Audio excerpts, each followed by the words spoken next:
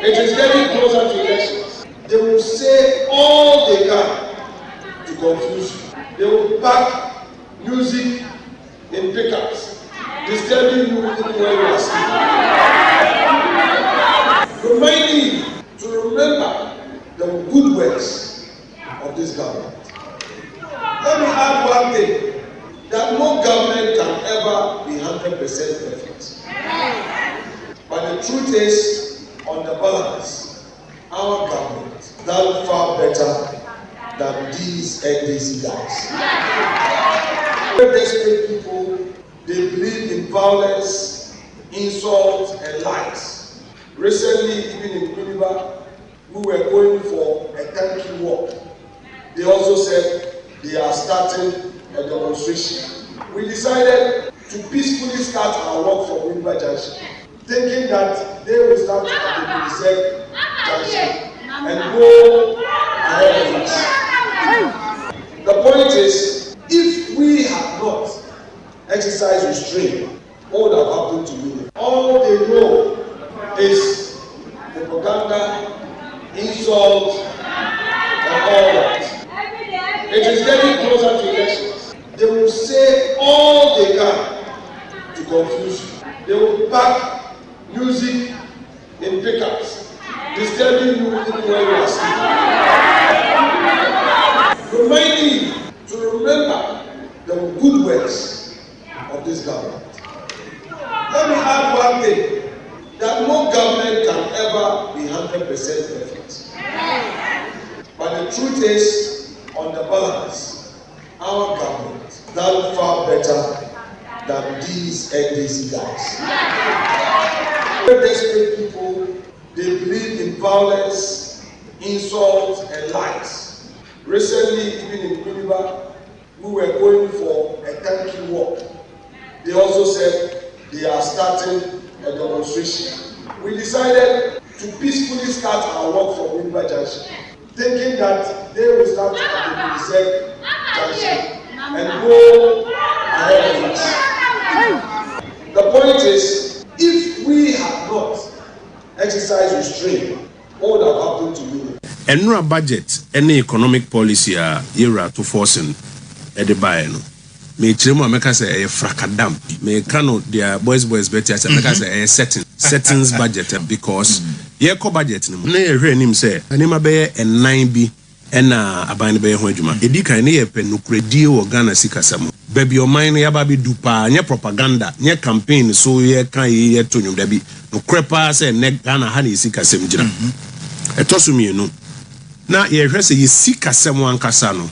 Yebesiesie ni ye 2020 after COVID eba no yisikasem hihimie ntine epese yesiesie ni ye etosum yensa enema hia Ghana fo pa tito hwese ne anema bo ekosro kakra adwuma nipa bibire epe adwuma school sem hospital sem agenda 111 infrastructure kwan ne ade kofo hwe nim se ubetumi aye hu bibi nti key issues anankofo ehwe ansa na mo promises 273 economic promises nti sa ne man 9 we na ye hwe edi kan no kredie ne de now say before budget ye pemato force nso onhwe no man be intro onhwe no man be ye de ayera mahama na opese o hye ne so mbe say the economy has been criminally mismanaged na ne ma say crime ke Ghana dane crime scene nti ye pem no and thankfully na Ghana Statistical Service 4 day so report aba Bank of Ghana for so de om de aba nti earlier no mo strategy ni so mo ko national economic dialogue no ma be kan say na niema nye nti o say omo ye so mo ko dialogue akoyesa no man tumi anye omo ko dialogue no na fi sa asem no ne kan omo de because we kan obi abebisa say na say Ghana Statistical Service say ntisa say Bank of Ghana say ntisa to man tumi anye propaganda ni bebre ho nti no ba na so gitum say oman no wo hwe terminal report wo de fa ne say adwuma ye nyina 2024 na ahotre no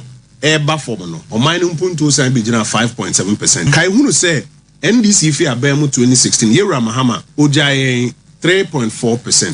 3.4 no na efri babia yewra mills edi efi be 14% to in 2011 abra oil buy otibaya bedu 3.4 and I be so ye so many page de cost 7 in the first 3 years average 7 and asem ye be 2 yen e 2 yen afie san start biom say ye cheche for nti afie ne twato no 2024 no Ghana Statistical Service abechirem say ampa MP before besi on boys come je adwuma me ye ne yesese ni na o man to mpon 5.7%. Or Hanchimu enum ejiriponzo. Ntina afia to force in dintro when ye. That was all you tum.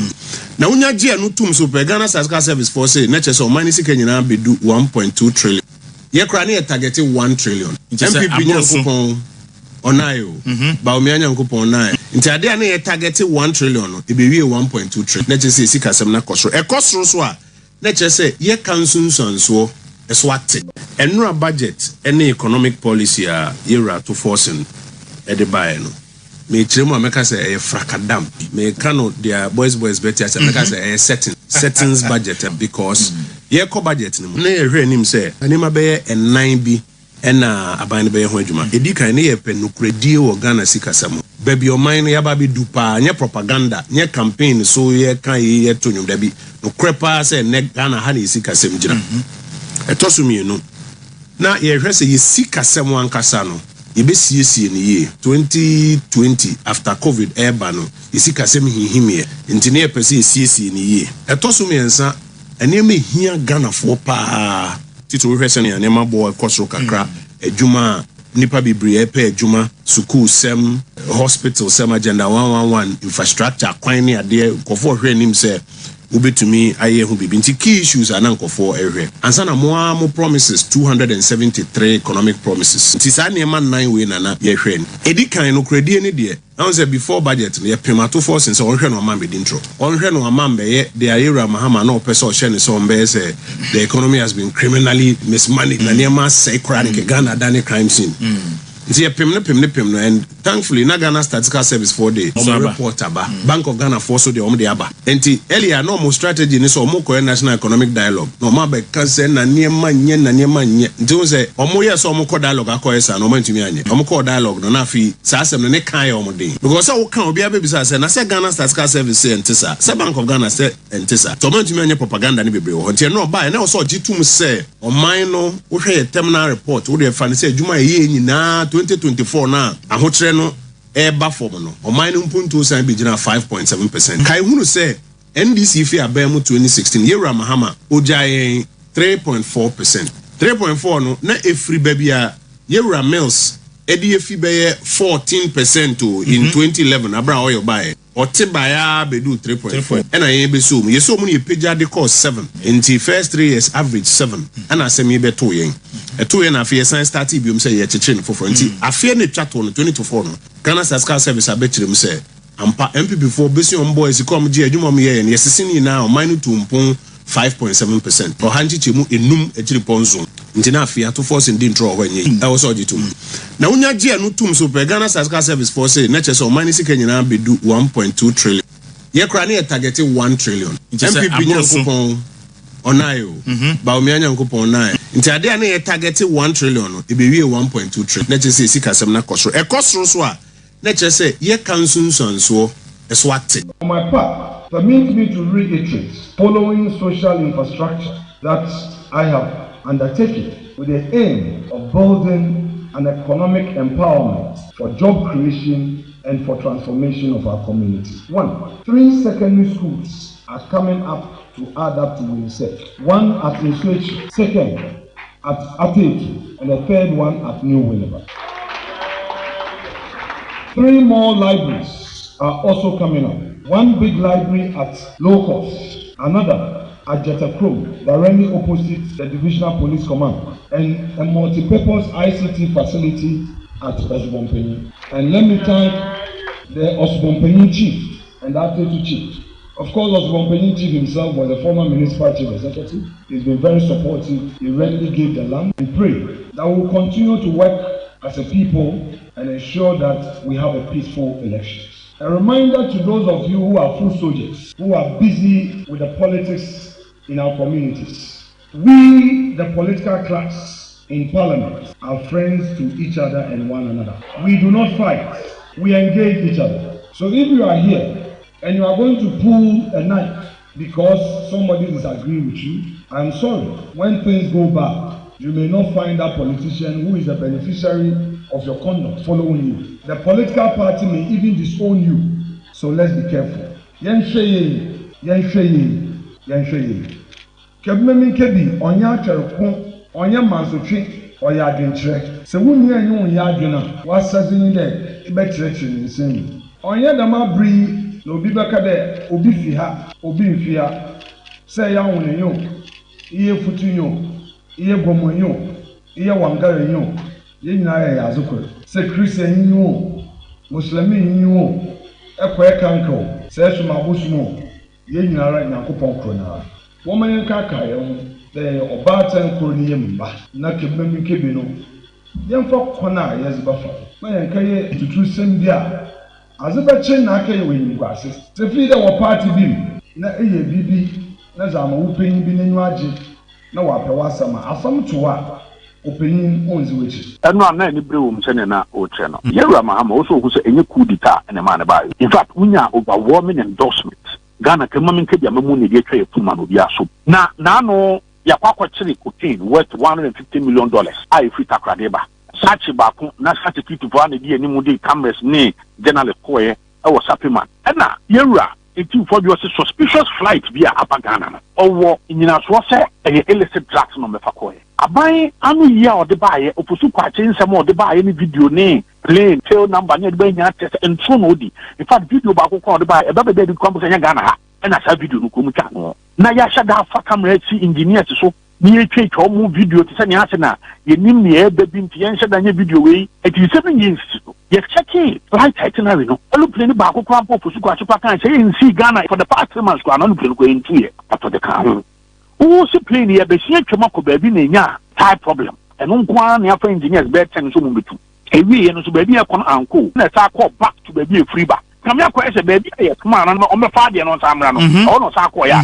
Mahama exhibited wisdom as a leader. Whilst the Catamapono exhibited childishness. Oh, penny on him, Poakasa. Now, only chairman all the own That is why I'm saying that the opposition must be silent. Oh, man, penny, what the Casa. I we are suffering no. Now, what the Casa is if you want us to move, be afternoon into for your so. And I no go no crack when you dance here and no crack na narcotics control board almost deputy boss so that can send and I some no company no could be any na take a letter be a Ghana airport for the buy emenim go at em ferry all Ghana airport in the same letter who will say and you're not responsible for the plane at the banner so by investigation yeah Ghana civil aviation but in that same letter no what conclusion but there were no illicit drugs found on the internet I didn't know what you man is here na who here tena in the bonny be so some George wo position was plane bi akotamale na akwakoyi animaboni bi de gu ambulance mu koye o si sa plane na ta fi oba kumase na sa be yi animaboni bi de gu ambulance mu sa ko obi chi no ni akaka bi nsema ye wa ban mu.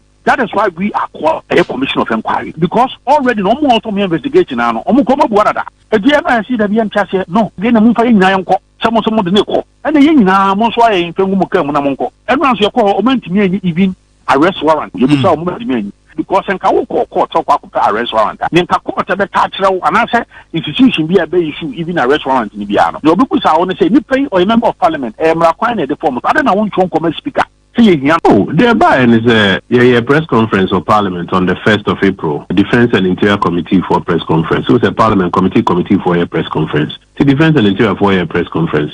And I am a Reverend Team for Joanne Dano no Kasai. No chin abaya dream na nema mensa bi a ekoso a na ye frese aban enye emu full scale investigation. In fact, we become public inquiry senior emre abesin kono sa ansem na ba ye public inquiry. Nsem na ba ko ni sa gold ni sika ya omsom ko hu osape man no mo hwehwe alaji bi a abisi na yente ho hwe. Ba ko ye $350 million, that is about 5 billion cedis of cocaine na omoche o central region kwano so. Na ba ko ye aeroplanes mienu bi a efi free islands bi a cocaine be a chirinpi wo ebe fa Ghana be bejina habe for 5 days near the Ansaneko. Inti minority on the Defense and Interior Committee kasa buying hwhwem no man okwenin dedi. Sada no man penny issue statement say only a agree or say investigation until security agencies no omunyina mbo na investigation no. Nenu na the spokesperson about until investigation kura hu here no more information that na intim for no kan sem no krampo no ombetwena so being scapegoats or a sofumoko now, or a clown and kick on there. No be the whistle blowing information about some money. I feel the mafia said the dinner term. See, a bunch of the information, Baba investigation of crowd near Bume here. I feel a by investigation on the buyer no half a year credit. Into Berras, our weekend in Timony, I die for mobile on team, but actually, Musa, oh, Debbie, where they are correct, where they are correct. and them some ama buying the boy fukura said say on bekchino no matter to na no TV so mo be who say they are all cano and no correct and no pa ho yen ka bi nsi mo yete ya ne say mrante bi akoni fie ho kwekwetu ni ade say o mo bekchina ko ti ni na ya rush ko MPs be 30 plus e ko fie ho a ampeni ampa mrante abetria kesi kwekwetu AK47 o me kura pistols no ma hihye ntade bi ase ninja for tade o makata omanim omani pe na hu obi shinika no she bulletproof vest no bi gina car we so no bi gina se ya sembe ni adan ya o mo say yes ye mbeche mbra wana say mbeche mbra we bo we di na we abo we di say yes ye mbeche mbra why den ye mbeche mbra say wa kan sembi a oni nyina so wonti ye mbeche mbra. This is how minority caucus I press conference I can't say ban hwimu amu bechi spokesperson ne say oni nyina so tie ne afenyo marking anodom prayer Habib abno say Asare lawyer bafo miankasa meka ho bi John Darko ye nyinara lawyers for ahodo atachiamu MPs ne bisa mranche ne say okay wo anya hwekra no mo warrant wenfa ba ko asem mo ka say ne say onu ogina ho lawyer warrant na oye senior officer anti oye warrant any esre ne say menu aho brasiem lawyer for be duminu ne gudem ha say ye ne mamra no ye nim the conditions under which a senior officer it to me executive search without a warrant and yes our conditions ni bini nti any dum won't me nkan jira say wo a ugina ho no wo ye warrant the case agbana ka say so far the abano of the details the petition out na ka say some time ago some agency was on radio TV everywhere talking about the petition, the contents of the petition, what the president did and justifying why in his view no it was right say you can't say just in the case for her to answer. You see, various aspects of the proceedings have already been public. That's to start with. Secondly, even before opinion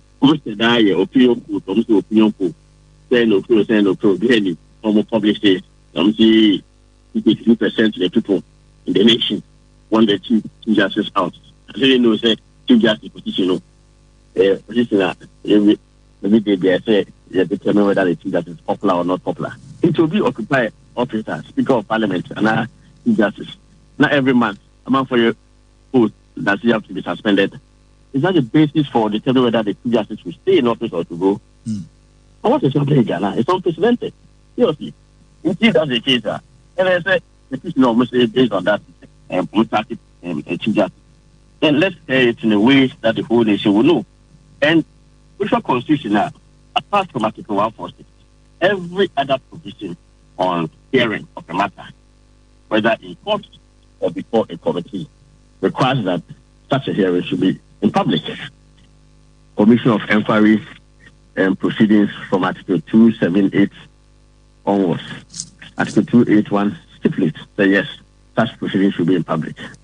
And it is only on grounds of public safety or other or risk of harm to public safety or other. There's a proceedings here in camera. Same thing. Article 19 clause 13 also adjudicating authority in your court. Into the first in your court and says the proceedings should not be in public. And we think that it's about time we interpreted Article 146.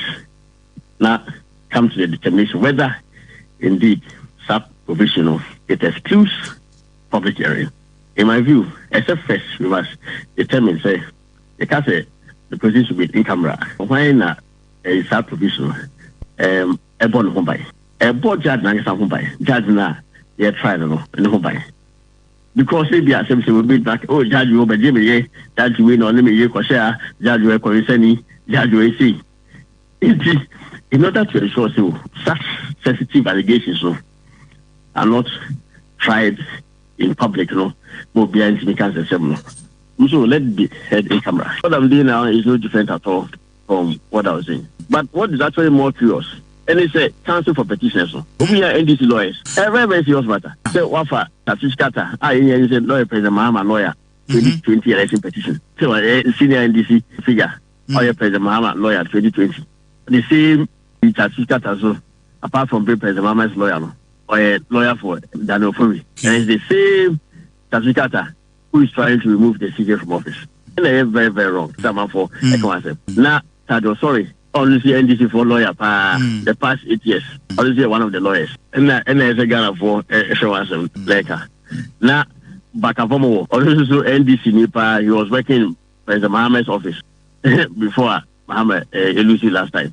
And recently, very popular because of the activities against Ekufado. So, I think there's a lot of unfairness and injustice worked against the woman. And as I said, it's about time that people who really have a conscience and a good heart in the country stand for what is right.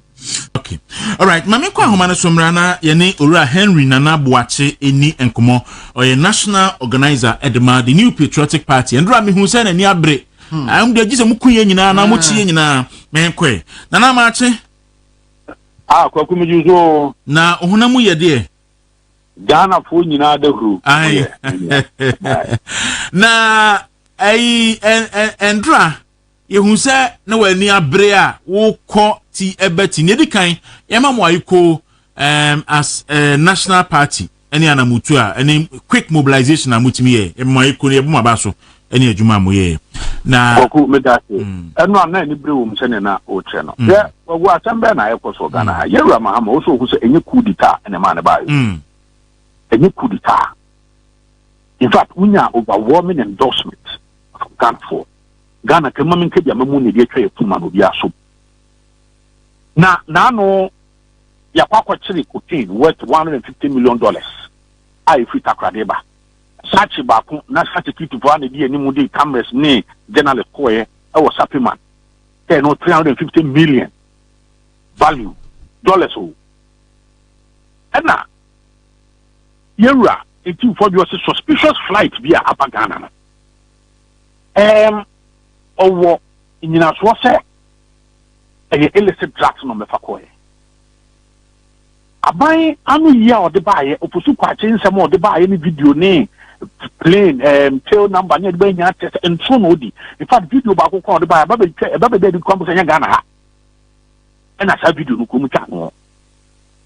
Na ya shada fa camera engineer so ni check omu video ti se ni ase na ye nim ni e ba bi nti ye nhye da nya video we it is 7 years ago ye check right itinerary no alu plane ba ko kwan po su kwa chupa kan say in see Ghana in two for the past 3 months kwa no plane ko in two ye say em so mo ye service no say that in two crowd but the car o si plane ye be sie twema ko ba bi na nya ayi type problem and yafa eno nkwa na yafa engineers be 10 so mu betu ewi eno so ba bi akon anko ko ba to so tie me ba ko me ha metie owi eno so ba bi a plane ye tie kon so anko when e ta call back to ba bi e free ba na kam ya kwa ese ba bi ye kuma na o to so o me fa de no samra no o no sa ko ya so already abaika tamafo no Yewura Mahama exhibited wisdom as a leader.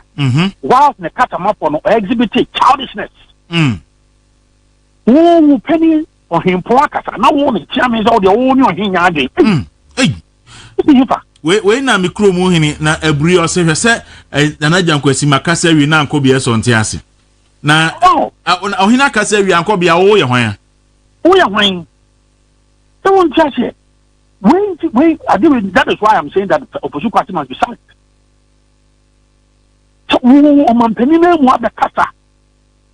We are suffering no. Now, what the kasa has a if you want us to move, be at into for your so, and at no good in crack, when you dance here, and crack. Now, cottage control board, almost deputy boss or something can send me, and I have no company will no be any. Now, after now, take a letter be a Ghana airport for the buy.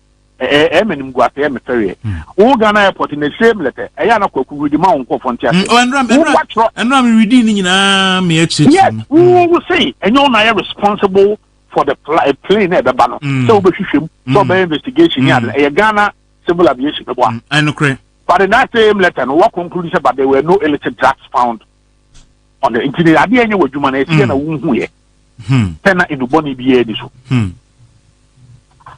Sam George wo position o se plane bi akotamale na akwakoyi animaboni bi de agu ambulance mu koye bi ajo amobibia akwababiem aha aye movement television so aha aye Wuntumi radio 95.9 program ni din the Ghana FM Gordon Asare-Bediako ne ye ba bedi enkomo Yakobi kende na abanti se bebre na etwaguo ya ese ehu behia na be fata se enanwumre so no ye bedi ehon nkobo anopa no ye de kwakude movement in the morning ye di nkobo no bebre but anwumre so no de aka no ye besa edi atoa so sambeka ya nansen be 4 months ni ya hono ma ye se containers 40 footer containers ibi akese containers akese pa yo you say more than 2,350 or so Azra every temaport if I na yasema na ehu na emu ovrem na ha adwen so pa say containers mako 2,345 or 2,350 die Azra di in fact na yasema emu ovrem me God Asare-Bediako ma nyi ani especially manya ni because nipa na wakan na menyini ni energy minister friend say Jinapo Honorable John Jinapo menyini ni sambeka ya NDC wini abano enna John Jinapo ebeka che Ghana fo nyina say Ghana power na akufo timo ding na oil betimi dia power ye yin nyina no be the next 5 hours die Ghana nyina be going to total darkness because na akufo ado enya ye hwe wo ja be 5 hours pe eso no oboa okay ka bi ka ho bebre me ye ready for that I can cite about 4 examples chese me gini die ba ku mpo ni se some ka na nsen ya hono ma ye se de 1 cedi koto fuel prices so ama consumers ye tua na adan ye de koto so a ni nyina ne se ye de kabi legacy debt ka ye kuma yankro enti no omo so ba beto omo le start this for the start John Mahama first and the start na kufa do be obetua bi kakraka etomo so abade a ye mfa 1 cedi ne nto so ne yentimi kotua sa aka no if I san kupon the back room krata na obole kwato parliament no ye ko hwehwe mu a ye si enye ka ne di kotua de koye ne say fa wonu a yetimi de so enyinam kanea no o se akoso mo no enipa ga na enipa na doso enti akoso mo no nko entimi supply electricity ma wo bia de say no ye other means ya yetimi de supply electricity de mayin e bon metuku do ye negum e bon so refine wo decide ha e bon so gas enti na e wo se ehwe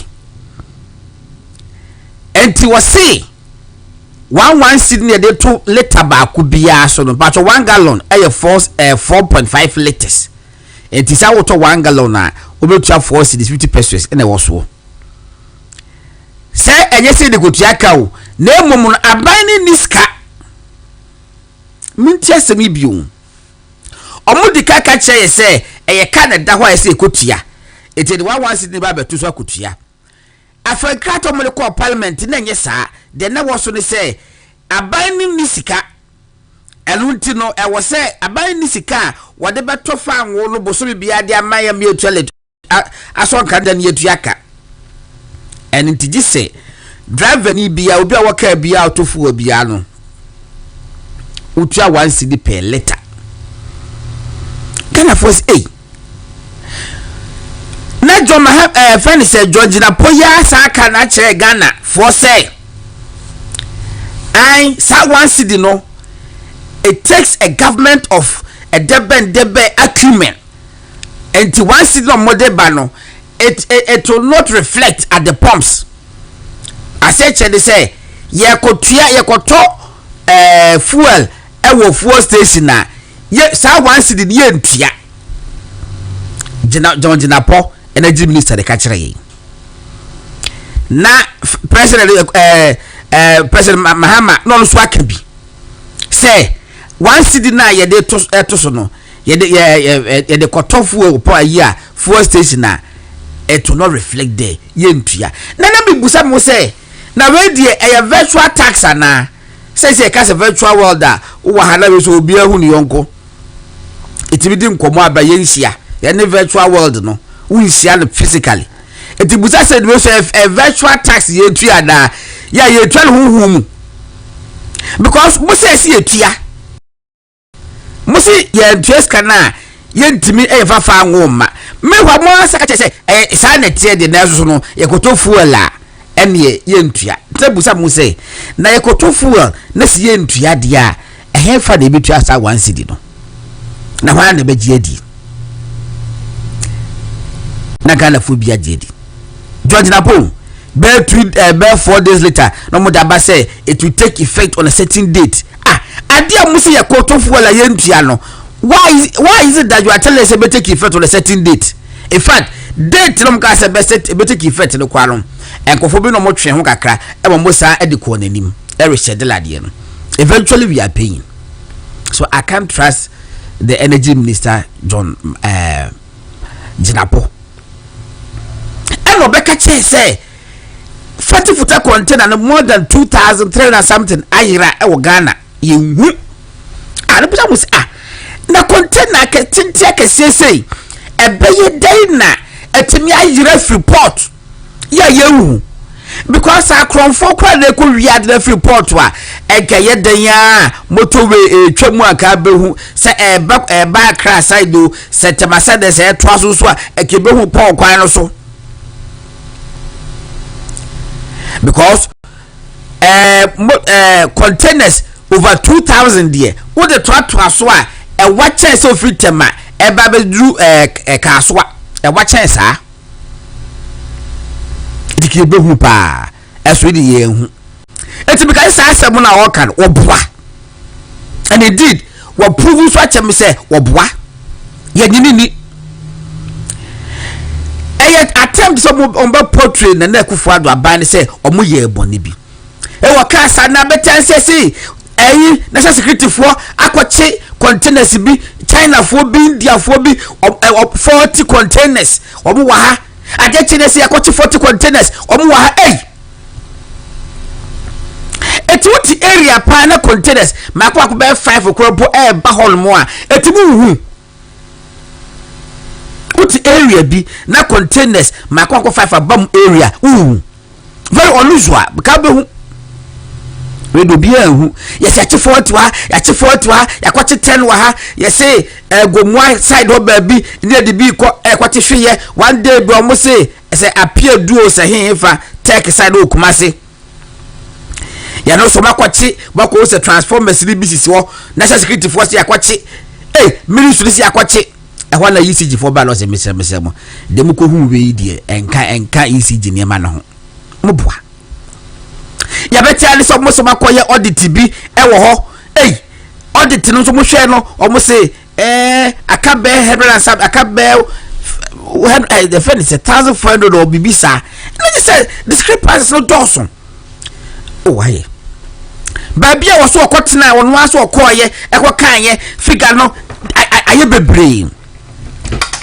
ba busumi nie ya betia se o mo say o makọ hu containers ni nyina bebre e wo port ho and am say ho na port ho no e te se Accra hase no mu ekosi wini ba na ana se te se hase no ekosi Kade ya ayi containers this is all ma want me identify 2,000 containers na a safety pins I'm telling you safety pins safety pins cry 2,000 safety pins cry no egufom wa F5 couple be how much more 2,000 safety pins and how much more over 2,000 40-footer containers say e water mahabo musima hu enra and I said ne afi publications number if I don't so hu ye no krampo no 2 months ago no don't so hu ye no na edo che the minister si ayira ene se nya noa no be police station be report say 1,000 cedis ayira wo so 1,000 cedis ayira yakwa hwemu a yakwa ba bia 2,200 na da holu ma ya wodia ene nya wodia wo ene no nya wodia ene publication about bonte say finally afedo mo huni nyina eti ba akokora mpo nyira yo eti mini energy minister Jinapo de ba de na yiraye bibia nyira baba critique and panic with the view say obetime aguna na akufa ado abane ni mase also ogun wani magu ase because bibia nyira afedo mo de about bonte say finally mahuni nyina must finally mahuni nyina enti de ba de na yiraye de ba na wa kasa wo chese wo ye trofo because wo se ko tabaport ko kan na short de na wo kan yi de ba de na wo kan yi au dabi mo me hwe ni settings no doso do settings no e doso hwe last 2 weeks and MPP from penny for esoma na dasa for J aye abrantie young man member of parliament and omuma ne call Ivory Coast say you no ma omwo bole ene ne potem ho no ma entokwa si ho ya ama nipa be 15,000 13,000 edwana kwata Cote d'Ivoire no ono so mfa nani enkohwe no me report ema NPP minority mem so matika kra Saturday no me ne ba studio to the sense say just no crowd ko hu be kan yenti foreign affairs minister apanish ne say yes omonko United Nations General Assembly onga watch the ticket amano the hotel the per diem ni nyina are ready etina ka feda ayi expenditure bi ani ho eso kodu airport wa ye ka che ne say foreign affairs minister say omuniska omutim dia support ne trip no mewa mo twere bibia wie e de per diem kra brand wo airport ho ene menu alampan edano ko bi minimum alampan te French sa alampan te French pa na okoho edna niko hwei etine eyewitness account yenuano mo a omo aya tukotena fa kotena Ivory Coast because entokwa esi president Bahama ekrom ende mabelo de niko huye foreign affairs minister ko ka kire ye say oma ye census oma kan ni pe wo ho no mo kan ni pe wo ho no emu 8,000 eni ho enti ono no de obeta ka che Ghana for say 8,000 of Ghanaian refugees in Ivory Coast have returned to Ghana. And me busan wa ha said that let's not minim. And me say na who na di 8,000 buy da be no mo buy ye obo fa he moreover baby ntokwa si a yes I omo 12 all mo kodie omo ba krompa there should be some form of reintegration in society biem kakra because security issues no enough from kwana ye reintegration no obi anim bas be na do mo ba ya obi anim omo fa hen immigration officers the kai and as customs and national security yenim eteni ebedi enkobo ye via omu se Nigeria fo Gambia fo he fo ya America fo say omaye bibi to mo mpese mo no betina ho Ghana fo abe age wo mo asem minti bi da obi wiase minti bi da wo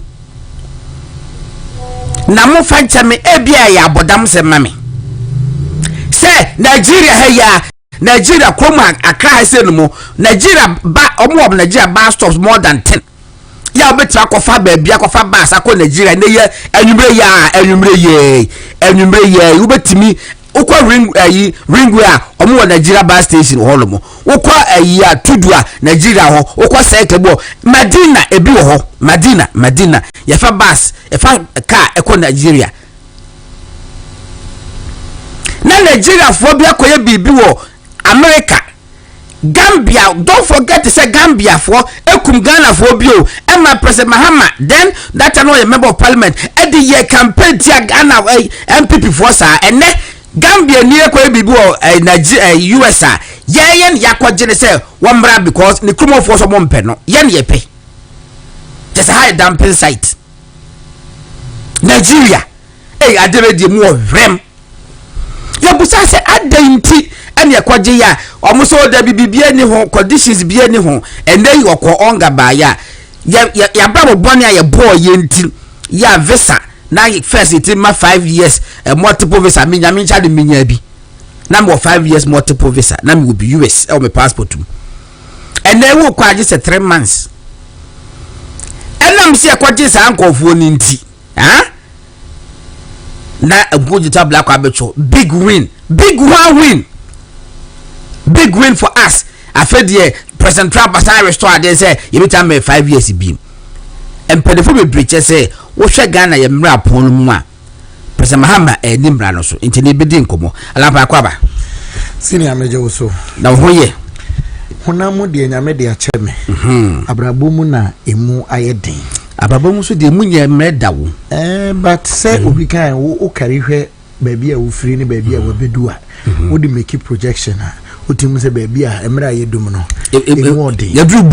yedu bum mu kire se menua bi efre ne kwaku bu achemegiri se wo hwe kwaku eneme nenyi wo kro bi efre ne kwiase okay ekwiase wo abrema bato mpeso aso na meni kwaku nyi no kwaku do ye na adwen se na bra bo nyina no o de be kire ade okay inti GHS na kwaku kire ade SS we mene na kwakira ade o Kisinja Baptist kakra ene kwaku di ko teacher training ena mi de konena UCC kakra me education ni bi ba ye na me hu se de beard me beard geography and cons okay me ye na me se de bi mesu amra okay be fa amra line okay ba kwaku ewie suku a me se bi na sikasem den kakra fi na kwaku atimawie teacher training na emfa say college of education me no ka say kwaku edwuma eko enfi afi be baako kwaku pay MI kwaku onkafra ochena omso omoko demonstration bi amenia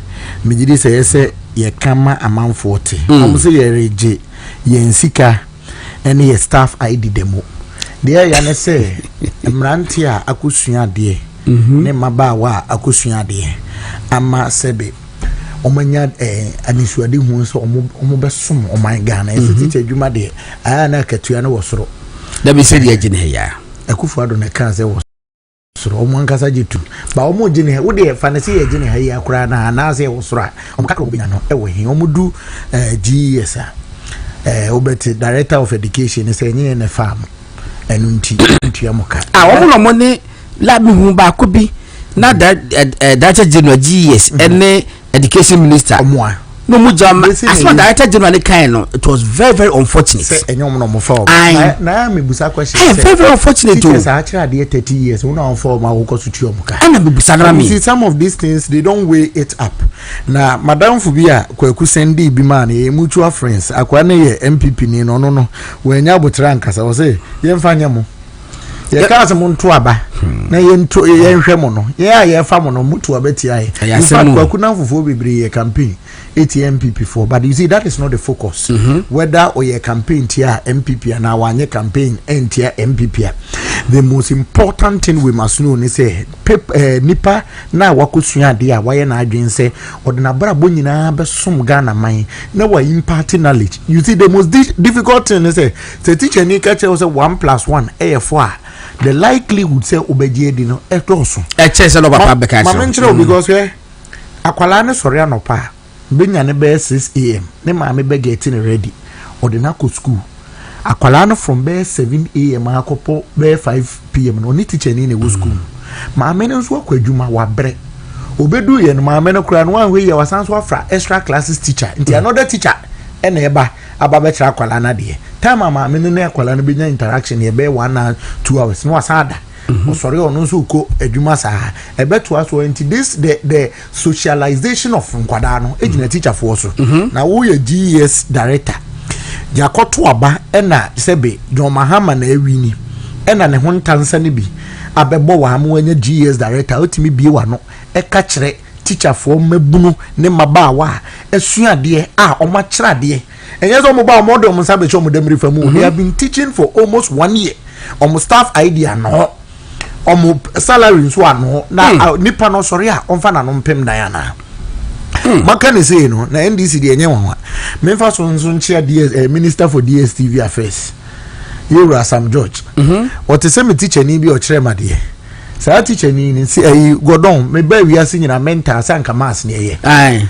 Teacher ni social studies no your mentor. Sir, what is adolescent? Social studies. Inti ye na yes no ye beti basum ku bia ye den. Akọhwe de inti social studies ye boye wo ho mentor. Ye kohwe ne sa no pa bia no. Ne yere e ma ne ka bangunte ho abufu no. No done by a class. When you Wednesday first class. Ala where mepon. Mempo says the who minister ya da powerful. Now moto ombongo gotonwana. Maybe an person mo bosi o mbo 1 week. Wednesday no pa by a class. About the midweek. Me say papa no boy no. No akaba ku say me boni din yes I dey make me say okay. Now you see the class I say papa no na bufu anko de be ko na yere so no. E no displace the buy so. Displaced priority minister Bako and Sam George. Or Sassi Toko na DSTV for some minute ma menchre o kan mra wo krom ha. Campaign na ensuro so de aban be court pan multi choice. Sa DSTV for omun suro aban kra ba ko sei. Now you see offer electronic transaction act na baby Sam George e de ko na wanya ni tumi nyina section 13 subsection 1 paragraph E. A public interest. Now public interest, any define public interest no. DSTV and Ghana for nyina na yo. Debbie, until Okokase a public interest, you might be making a mistake. Do you have 5 million Ghanaians using DSTV? A big crab bonko for down one what I say, but you see, I believe that Tokwano can be a fair one. Say, oh, ameya teso. That is a fair fight, but don't pick it up. Say. As only a more quack na aquabra shouldn't be a fight. A dialogue. Yes, dialogue. No matter say use Nigeria for the it's about around boy amawom. If I know JCF. Is I'm going to be me power. Yanko Muko Baba Musa Fra was saying Funkuru. Okay. Then I'm okay. Minia Godon mentia wo na mentia watiefo ne wahwefo nyina movement TV de sene da bia same kubeka no say station hu wo show yi show mu asante ne ofo hwepa party for hwe Ghana for well meaning Ghanaians hwe na wonim se me no me di medwumade wo mrahye bedwam me ni yewra na na je baafo ewu a na adwuma na ne office ni a na Kwame Asafo Agye nso office ni okay na Kwame ye menu apani a me ne nanama wo hwe ne primary time a me di na chia ne na ye adwuma ma ne wini ne primaries ye adwuma ma ne wini ne general election no me wo ho no Sunday me UN document bi a me pese me kaima etiefo ehwe adogushe adana ayititi alampan matima ye ni okay na oye your friend is saying or send them a document. Good document no echere se atoyerenchem eto o man bia tima you for small no emomo kwako yen pensempemu no the title no so mo hwe the humanitarian aspect of it say nipa ya brabo mu no sa atoyerenchem no esiye no den kra na aden aba wa brabo mu na omobaye no ye from the report on joint multisectoral rapid assessment of the humanitarian impact of conflict in Sola-Tuna Kaba and Bole Strait Savannah region Ghana. Heading kwam no ba ko sentensano na UN migration for World Food Program omofa nadmufo kan ho UNICEF World Health Organization UNHCR Food and Agriculture Organization of the UN and sankofo nyina World Vision nyina kabo omo peto mo hwese entokwa ne siye no eden na ato Ghana for timemfo no and how is the humanitarian impact in terms of school in terms of nsuo omobenom in terms of aduane omubedi in terms of sebe shelter ntade kro omobehye baby omudi omubeti omutibeto enu ntino omoba omofa Ghana ye local body to send up nadmu eka ho na okan report ne ka say entokwa na esi e wo Sola-Tuna Kaba ene Bole district na entokwa eye between Brefofo ena Gonjafo ene dia bom na santokwa no affecting nipa 48,000 in the 48,000 a year mpem is it aduanan watch mpem aduanan watch yes now e be displaced 48,000 e be tuba techiman e be sane back in tampo sana samra boy bobo nkru ni bebra enkofo free sa area hoko na omchire mu no say e bi etu afri Ghana akọ Burkina ene bi nso etu afri Ghana akọ Cote d'Ivoire na Ghana ni Cote d'Ivoire ne de omutimi chire figure ne say omo bro 13,000 empem du miensa du miensa mebo 13,000 yes. A little over 13,000 ena afri Ghana sa area hono akọ Ivory Coast Burkina for ne de omambo number no so okay say they are unable to put a figure on it no mo so mo kodu Ivory Coast no Oma nko kuro baako so obumu achiche ewo nkuro maako dunsia 16 okay na dodo na wo kuro bi a ye friend Vonkoro no eye mpemnum 5,000 ene wo ho a little over 5,000 na sene omoka say emu achiche no per the report no okaya the minister regional minister the Savannah regional minister ka say how are entokwana sine edi bibi e friend deep mistrust among of one cry and just system any security need it is onono nsusu say so mo beba back cry na ebe check na ebe take a level of time I said the okay na as ye bibi a friend reintegration program e mo moti ase say omo ba no ahotoso bi wo ho na sa report minia about around 8th to 10th of in fact 6th of September okay ni 1 week pepe na minister eko and a minister say yeah, Samuel Okuta Blakwa. I call her no say. Even report you were where 13,000 abano. Okojina Vonkoro. Ah, who say 5,000? No make announcement say 8,000 heading. Abefi. Unim the minister no asem no kind a water down the impact of the conflict. Yes. Minu me no yes per se obibeku. Na so si na esi ehwene kan tu asem na se kra. Sene ebeya entokwa yi koso a yenuanum ehia emmoa wo ho no said the obi kura wo bibi no de komoma obehu say ade no the impact is serious ade no emmoa yedin nti ese ekoboa no to minister ka 8,000 na kwa me asafo eje ka se yemfa analysis to ye analysis ne se no number na minister e ka no enye no kre ba utna Ghana ha sei na wo ka yenuanum NDC fo wonim say me no maka che say my best minister in this NDC government is Felix Kwachi Ofosu.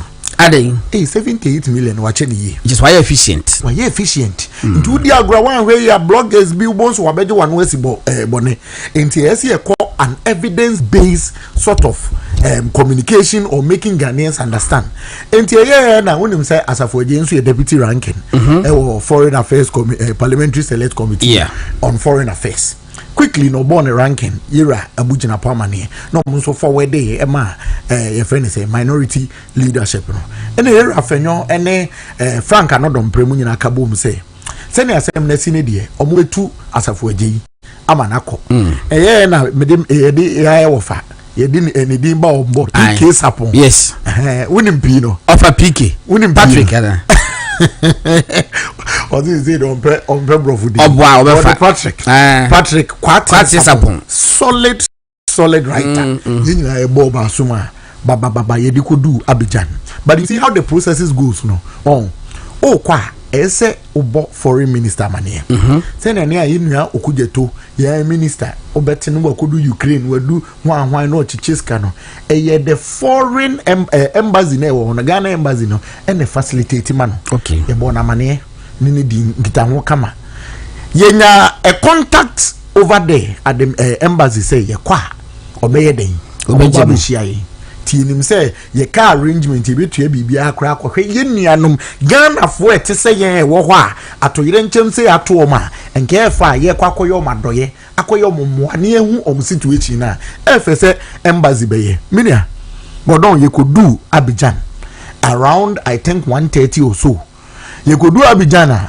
akokoba kura ni airport minyane tiese obi a misha mo drive about 12 hours wo de meba ehwa na ye gina airport a ye hwe airport taxi driver si eni hu abrantie bi oye Nigeria ni kakra ti me brand me yana say countryman ono so brother we don't know na say akoye nipa o ka French nti o ka metie na ma record na me dey translator and am so we don fa yenko hotel o dey hotel menua si ebenya car e dey akọ me search Google map on Vonkora 11 good hours from Abidjan. Come on.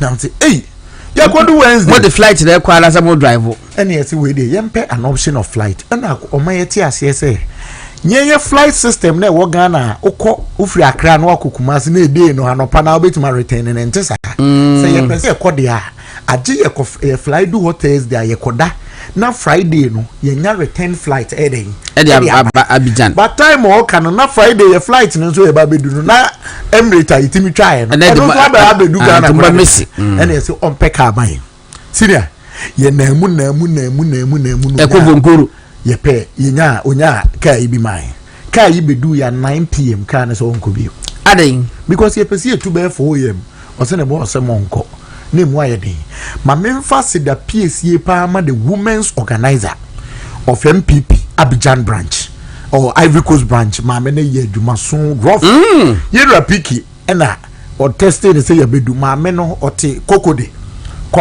rasta e ho note wo grobo ofiri kokode ene ba be okay no eno ni ebedi nkomo ano so obepeka ye bia man senior acquired to say short this CRV type and CHR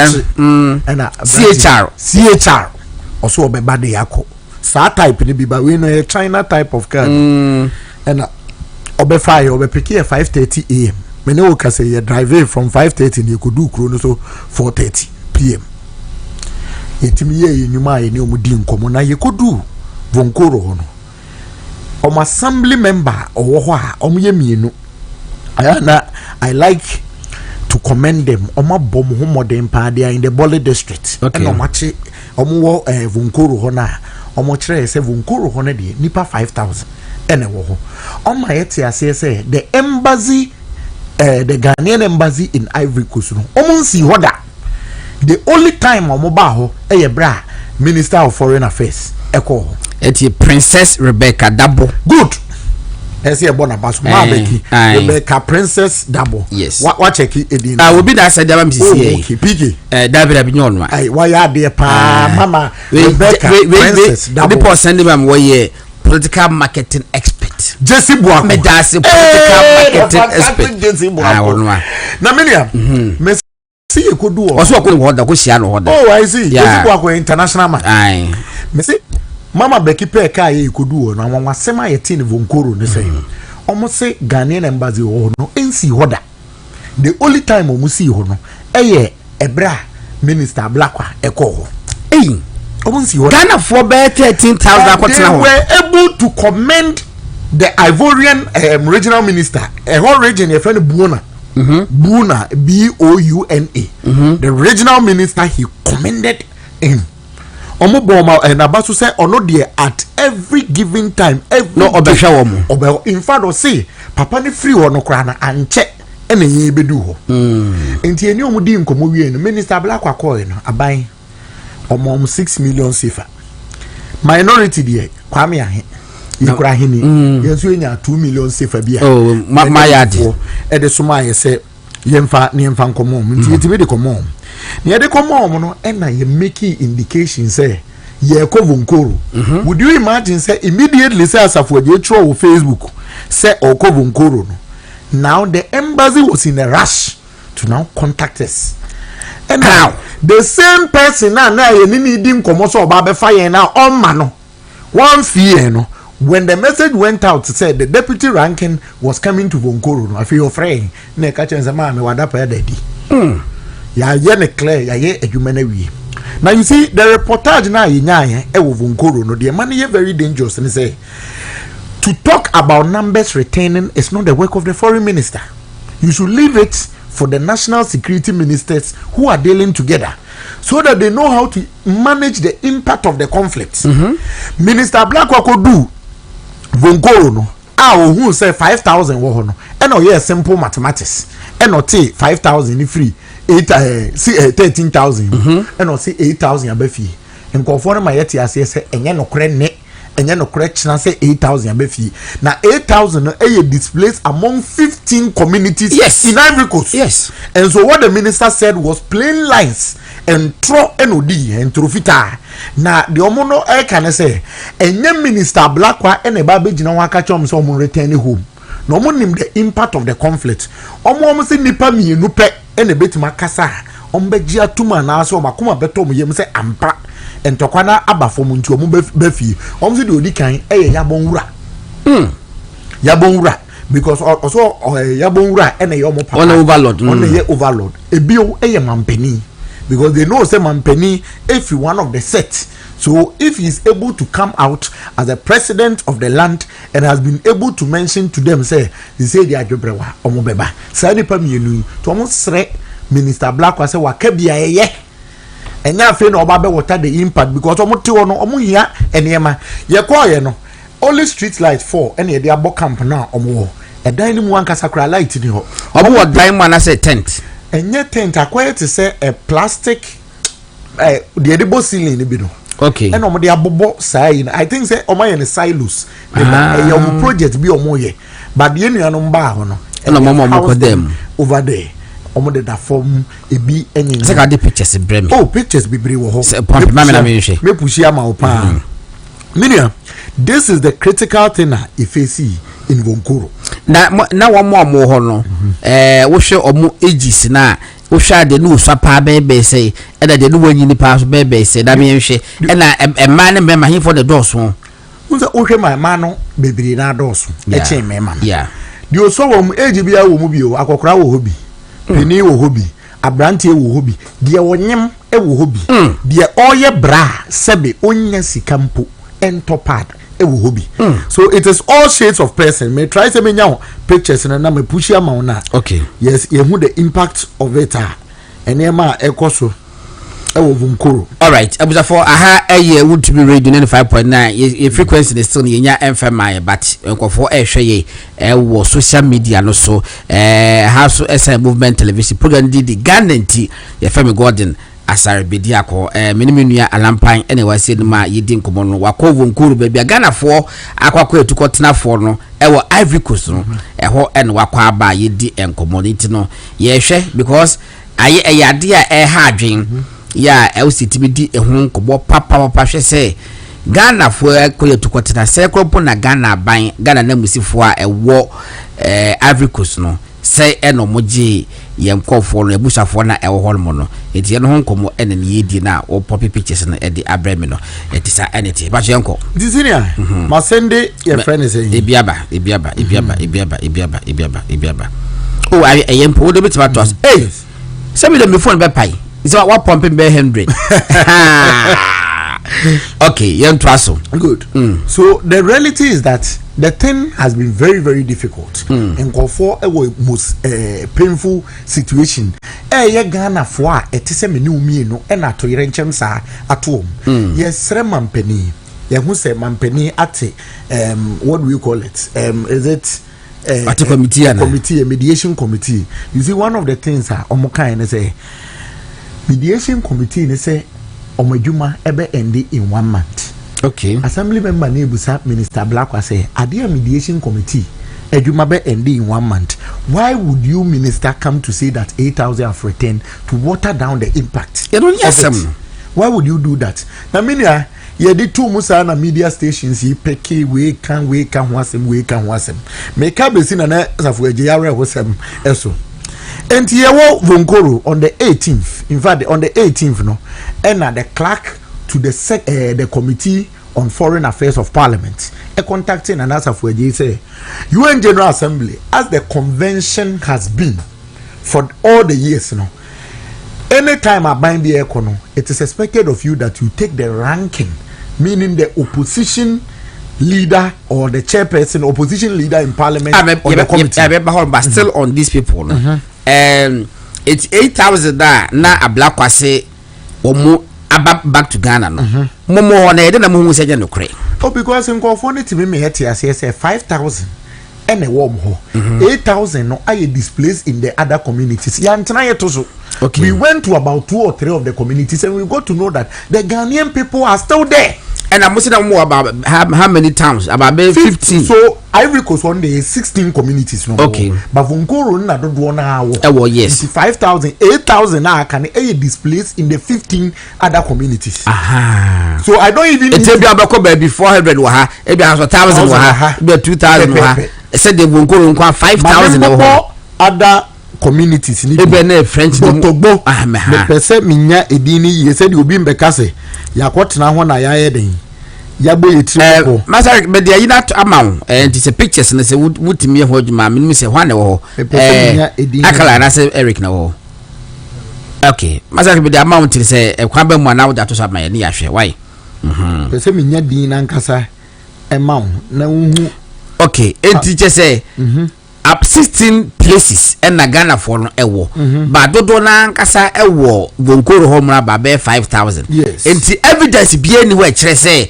nipa 8,000 about to Ghana they are still within Ivory Coast all right yento aso don't worry about the names. I want to get some of the communities be 8 year on bekase sebi yabo yetrim na ye den ye ka enho asem to do intimation pictures you see to say wa krabi what one to say ne ra hono ho ya twe no form na munya kwa buso mo se mo kono mo ye de na mo ko ha wonya kroni bi din de dagbe kura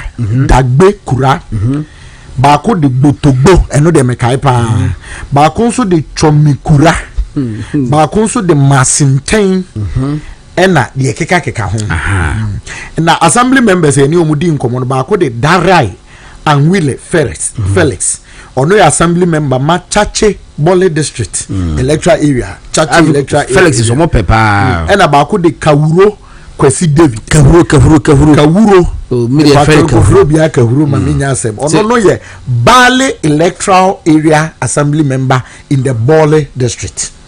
And Tokwano Bole district yes pictures ni bini yes nti hwe wo hwe e che na man mu zo hwe ba akosi wo si twene mu wa bre nti edan ne eye in silo say ya bebre ena wo yeduo na nsuo topa nti a nsuo na aboye no assembly member na ode Kawuro no ono na seche no okay ena ba ko ejina de ojina na chi nso ye ne boafo a one ne eye adwuma se pictures no betimi de dodo ono atoso ama yehu good you see how this place ya ma menom ebinyem ohwa akwala we ya ni school ntimi dabi akwala ya o she sekentia entoma ne kentia do jani channel what is best wonyem where the order in sakata den you could clearly see say all hopes are lost tie catch am say as minority the betimi aye e de abo mo ne say ye be koso abode wuru no akai mampani say hu hia say they will take all possible steps wait my another picture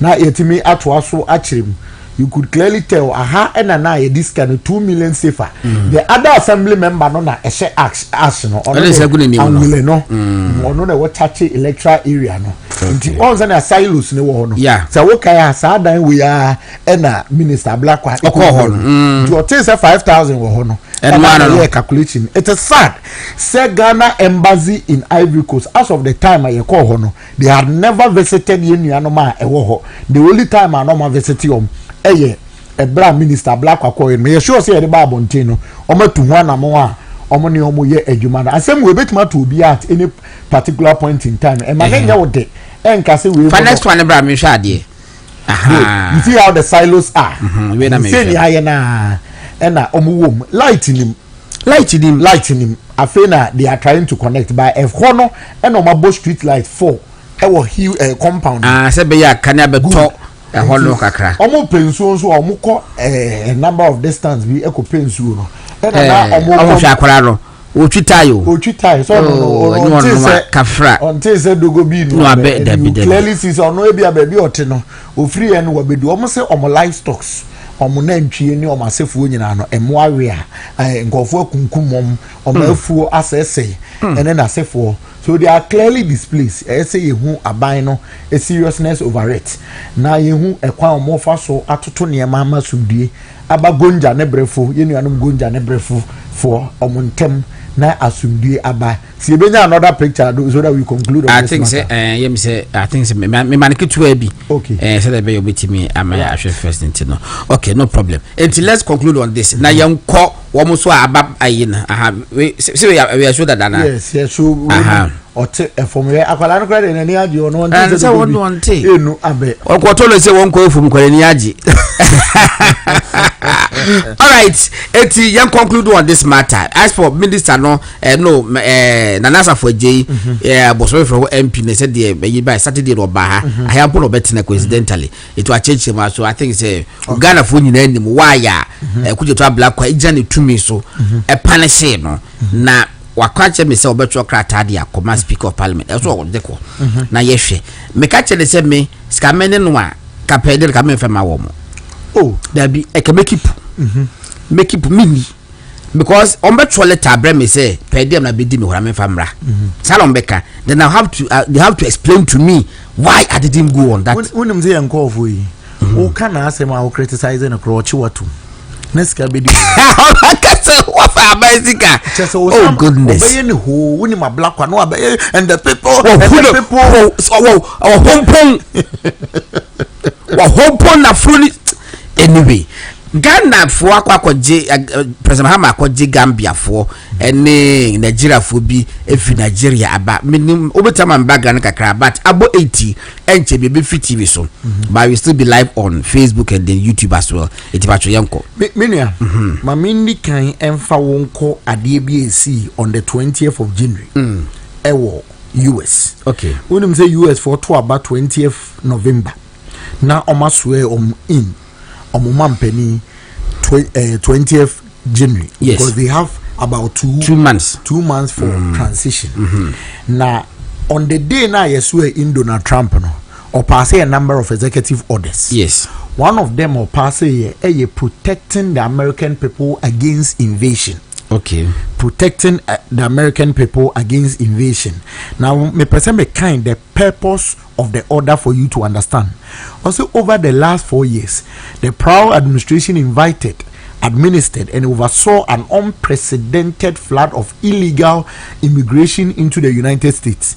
Millions of illegal aliens crossed borders or were permitted to fly directly into the United States on commercial flights and allowed to settle in American communities in violation of long-standing federal laws. Or yellow way in order to protect the American people from these illegal immigrants because he believes say omona ama illegality boneye ekoso ewo mine ti die di kan no or pamo ade a enye yes na ode abo omo ban ni krobo for ho ban ade a enye no se ufi na wo sori anopa na wo prefin free wo dem a wo di kogu yin fa wo di kogu bola so sala das bimu se ade a enya eni hu kwan se tena America no e baga na mane yi se ebe ni esefata it has a bola so you see one hour your constitution no go down and then me constitution by no one say ma print krata bebre yes me de krata yi nyina ba ma hu say one hour your constitution no me sure say sa ankomo yi koso no what article 75 article 75 say ye minister wa breach article 75 so what's attorney general say MOU me de ba ho na ji ba fu owu aka se bi afa ho me boss wa ma ye nyina yate o kan case bi agidin wo man mu pa me gidi so de onye law krat da your friend Tufo and attorney general na Tufo and attorney general lawyer na oye lawyer ni ma na lawyer for ejina yewura Dr. Kwame Amoakutufo echi no of blessed memory yes eye na adodanko akufo ado cha chuche kata wale ni mienu ena maami bi e friend no maami Randolph na maami Randolph ni kunu ena ya attorney general nti maami Randolph is fighting or is in court against Nikunu no na ye attorney general. Wow, really? That was the matter. Okay. Now asema ifri mu a so wa JSC kan ya manage hu so wa JSC as he then was justice of the Supreme Court asema o kan say ye constitution yen construe ne say a living organism. Yes. Capable of growth. Na constitution no entise mere act of parliament a bit masasane rough obi a na sorry assassin act of parliament no the constitution embody embody our history, our aspirations, our goals, our interests as a people. Into constitution no ya bakosem ene kan. Enti eye na me say there be me ba o show you so there.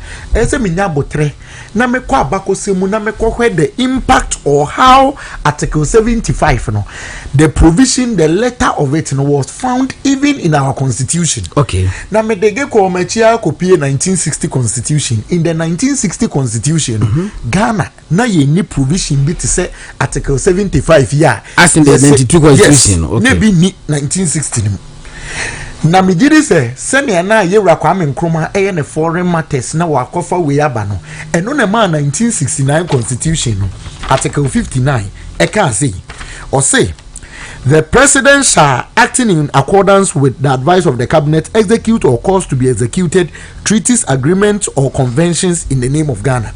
Mampenine in the cabinet no, or acting on their advice in accordance with the omubetimi execute treaties efra brochiri amama mbia treaties ayeba ko take wo UN any baby ano na tiere otos okoso kan or say any treaty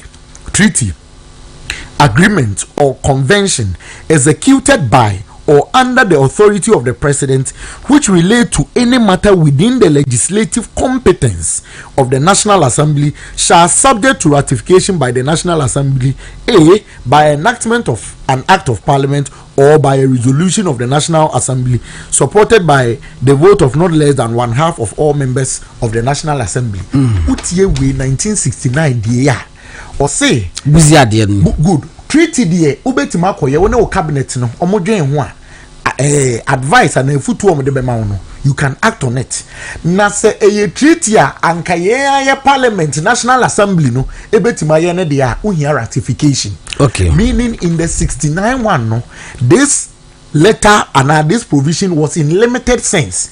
Say you only need ratification for matters are within the ambit of the National Assembly or Parliament. Yes. Now me person would hear what the 1979 Constitution said in Article 62.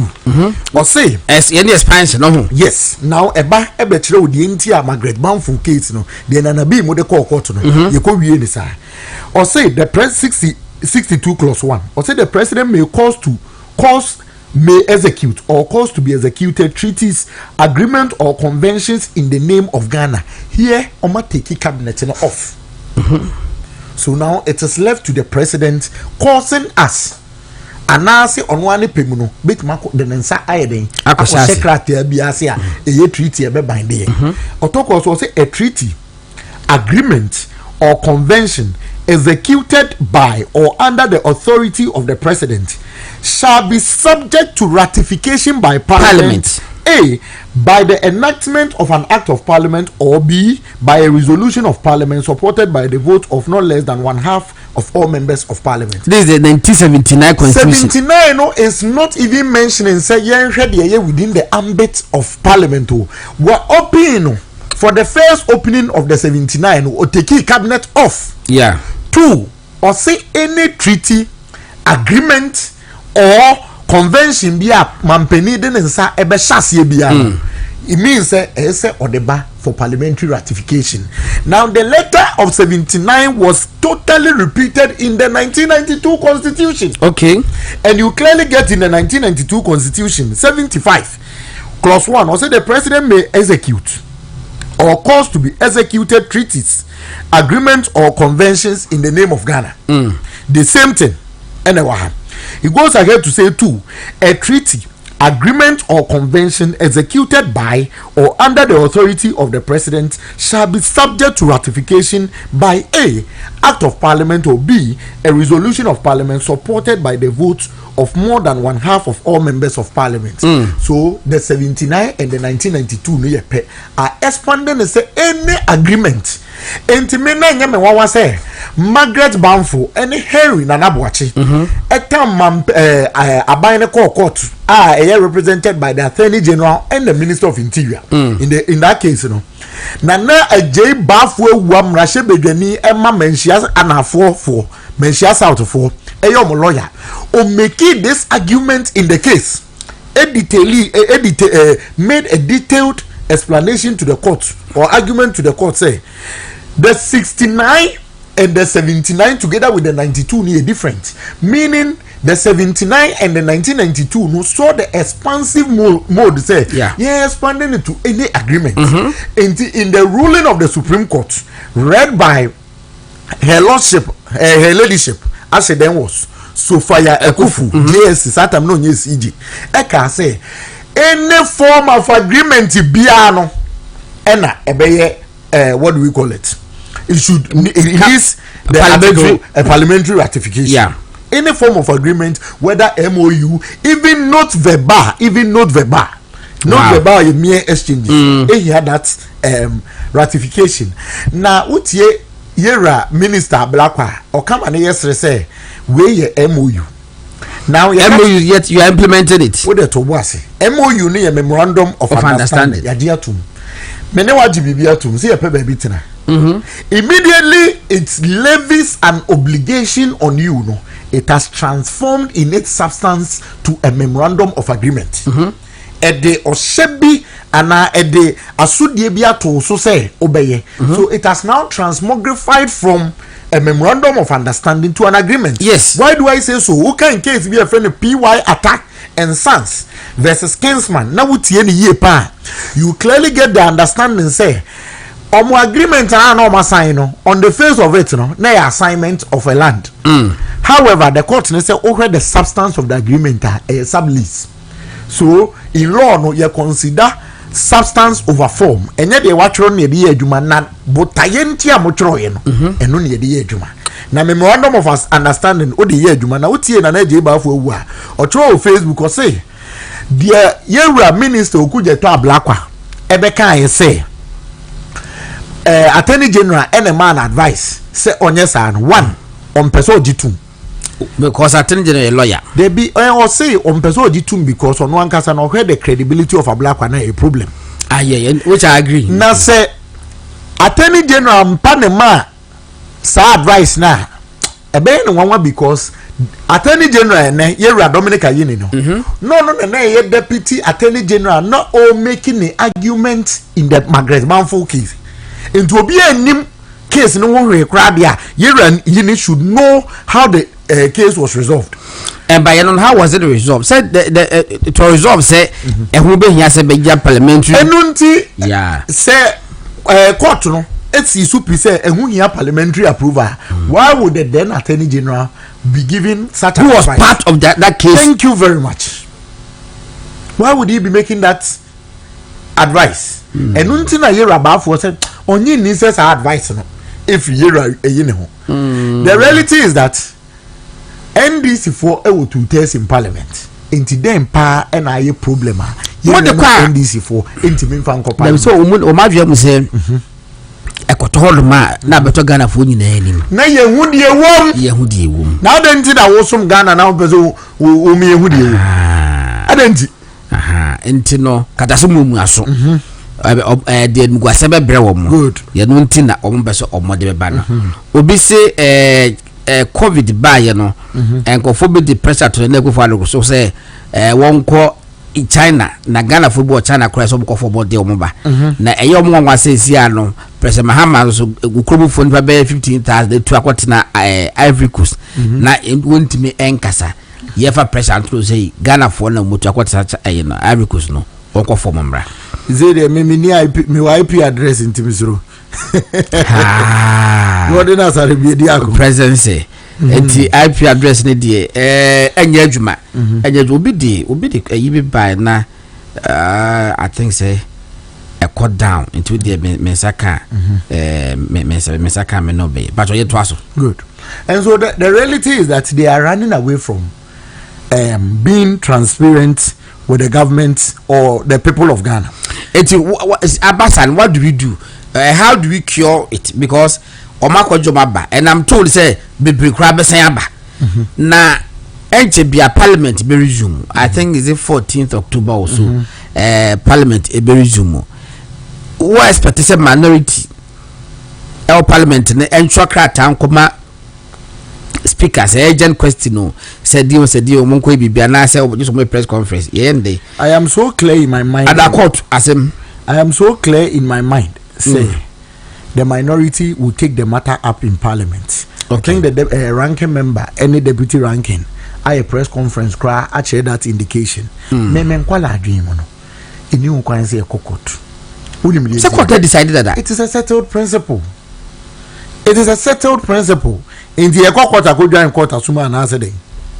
It is a settled principle. Now you see the behavior of this NDC government shows. There is a settled principle say there is see on the 24th February 1966 no I did two yera kwame nkrumah guyen yem pese besi bi unti in our constitution in our constitution no yem pese at every point in time no ye benya a figure or mine mu asmampani sana Professor Kwaku Asare the case of the court 2003 the determination of it Asare versus the Attorney General say at any point in time no there must be a figure in this country acting as a president. Yes. And until a speaker of parliament na Professor Kwaku Asare issue I want to say we swear in speaker of parliament as mampenia it is said there what the two arms of government to me ashe bakonsa what I say court no ebu say that shouldn't be the argument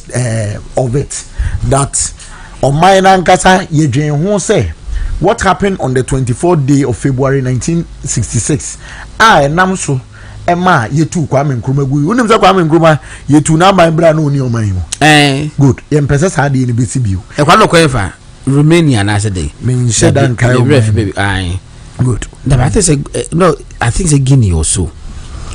Yeah, one of the African countries. I think it's a Guinea Conakry. No, but it's a some especially now technology we media me I disagree with that thing. Say there's always one president. We took Papua New Guinea or him from he can still act as the president. Until no, there's no point to say yebesa should be in so no president wo Ghana godon nyame adom ne e call me to bape brane nkoko am no beko I no kwa de that is my I also agree with your position but you see emra no ye nhye mra emma wo feelings ye nhye emra emma wo feelings inti aya da bia no I like the argument edu say G and making in the case of Alasan Kotokoli versus Moro Hausa or say sentiment should not in any way have a place in the administration of law. If sentiment is allowed to have a place in the administration of law, one here the debebane say and comfort your feelings in the bedi mraso, but it shouldn't be this way. Emrane daho, this is the position of the law. Yenina yeniso until say ebedu debia ebe agin say yenina no ye depart. Opesi ye depart from it. We must take the steps to bring an action to the court. Obisi na wo na Kwame Nkrumah ko Hanoi himfampo Vietnam. Oh okay. Hanoi Vietnam is Vietnam for capital in Hanoi. Ena is what na Kwame Nkrumah ko 24 February 1966 na one walk and has possible he came to Conakry when he was overthrown. Okay, but what is really see it war battle no was back to Africa no got it Guinea Conakry. Okay, Martin. Vietnam why Vietnam sure. Okay, Martin. Very interesting but we school in them. We school in just a 1 year in time no be my boss. How the mama boss I say I be to be an employee. If you manner I na manager I na obey. Yes, and you know Balfour has time for the law. Oh, of course. Law, the law. We are me think about it we are mesamba ho and ne e bi kwa say OSP office no wo hwe sika ye twama no ene de wotimi dia recover dia adye ntwam me so put the side madwe me say OSP office. That has been my long standing position. It me ba ma me kwa homa no sisi na me ne Janice Asare-Bediako Janice Asare-Bediako NPP USA Washington DC Metro Area Chapter Chairman and Kokodi Enkobo. Janice, good evening. Let us say this is a bon boy. Good afternoon. Oh God, good evening. I had about 4 o'clock in tea. After the equation, into me, she also with you for moving out to Menka. Oh, Yamia do metal and Kappa. And the channel with you for right. Sheffield, US Abamu, and MVP USA, and because in this in chairman, Nedma Power, Obwagana for me, who near my cost. We should have been a Pegana and tea, because in train I will have a minor cost in tea. That was a pilot my power. Yes, Medasina. Who did that? Asare-Bediako, comments me did that. Asare-Bediako queen. Ubi catches a me say home match na masha da friend. Hey, Michelle God, na musa pound Uniana. Maybe I'm straight service. The whole picture because but in the Ghana point. Yes, sure. Janice Afeyanko, Nyame aduma 31st January 2026 and MPP yebeko akotwa ba a presidential candidate. America, Ghana for America, Washington area hormono. Preparation towards the net saying. Oh, say there. Mamen katan kan fa MPP USA nya Washington DC kwa because Saukaya ya call Congress ya ka say all former executives you say don't become Spanish delegate system no ntino MPP USA say former executives from MPP USA branch ni na no o mata ti edin kata ko mo ngam din ba so be ya so be delegates atso aba ba ibi nti ya sem de to the first year ba ni pa ba 12. You see, Kako is 70. I think they say, you know, having an expanded delegates, you know, is a very good thing for MPP USA. And California and Jehovah. In Kenya and Kenya, California, but your mind is saying, I think, said open enough. I heard him say, because the chairman for the home, I expanded. Because in the end, he said, the delegate system is shy, and I can find some brave by my team, but it allows for more improvement. I will be sure margin. But they are justified the power. Yeah, the Jamiasi, say, ye, Menjano so ultimate by name of chairperson, Obaya, by Namina and the war across posted Mudano. If you don't know what I said, more put the proposal be by, but yes, I don't know, I didn't find expression in the final, proposals, but I think it was okay, said there was okay, yeah, better days ahead. I am only other by I'm Samson Morgana, yeah, we can buy a team nearby, no. The proposal to buy never second a chapter chairman no with me a cajon moment to a bany capital negatives. I think the proposal never net doors meaning you're not to buy, but I look at chain, you can't shortcut a party for enforcer or more share because the idea they buy to me because I'm oversight. No more from my one company for they do a boy refuse on my positive response. It's even though still ongoing. Great. Afe Yankwe. And Penifua started airborne tour across the globe and no me say enrechi and last week all over Japan eba US minimum be kwan so no Washington so no New York minimum say bonds no what there I don't really know minimum say otimi ko bia beside that no so far said the presidential candidate no conduct omo ho eno mo chita for conduct omo no etese mu America na mu tizi na yana fam saying you got a good pass of Busha same way. You are being paying for him. My father can't call you at any maybe. Oh, say your party, you are being paid so be a. So the trust levels is very, very low in the party. We are and you being from point agents to the all the club. We share me say we are team, we are coming. Trust them was if we hear the buy. Let's sorry that trust levels no call from. Did you see anything? Everybody must have been doing. What do I say? In some service and Yamana, also to service and Yamana, Akosuna, Amma Southwest levels Nako from no. What can on Kennedy by or by anything or by US? Yeah, by yeah, from Team Ken, or more US, on Bakali Chidom, on my sons, bet me a delegate, on my Betramano, on Mano, in Tommy program over New York. Miss Makoya chapter Che, Mikobi, and the Kamikaze examination said.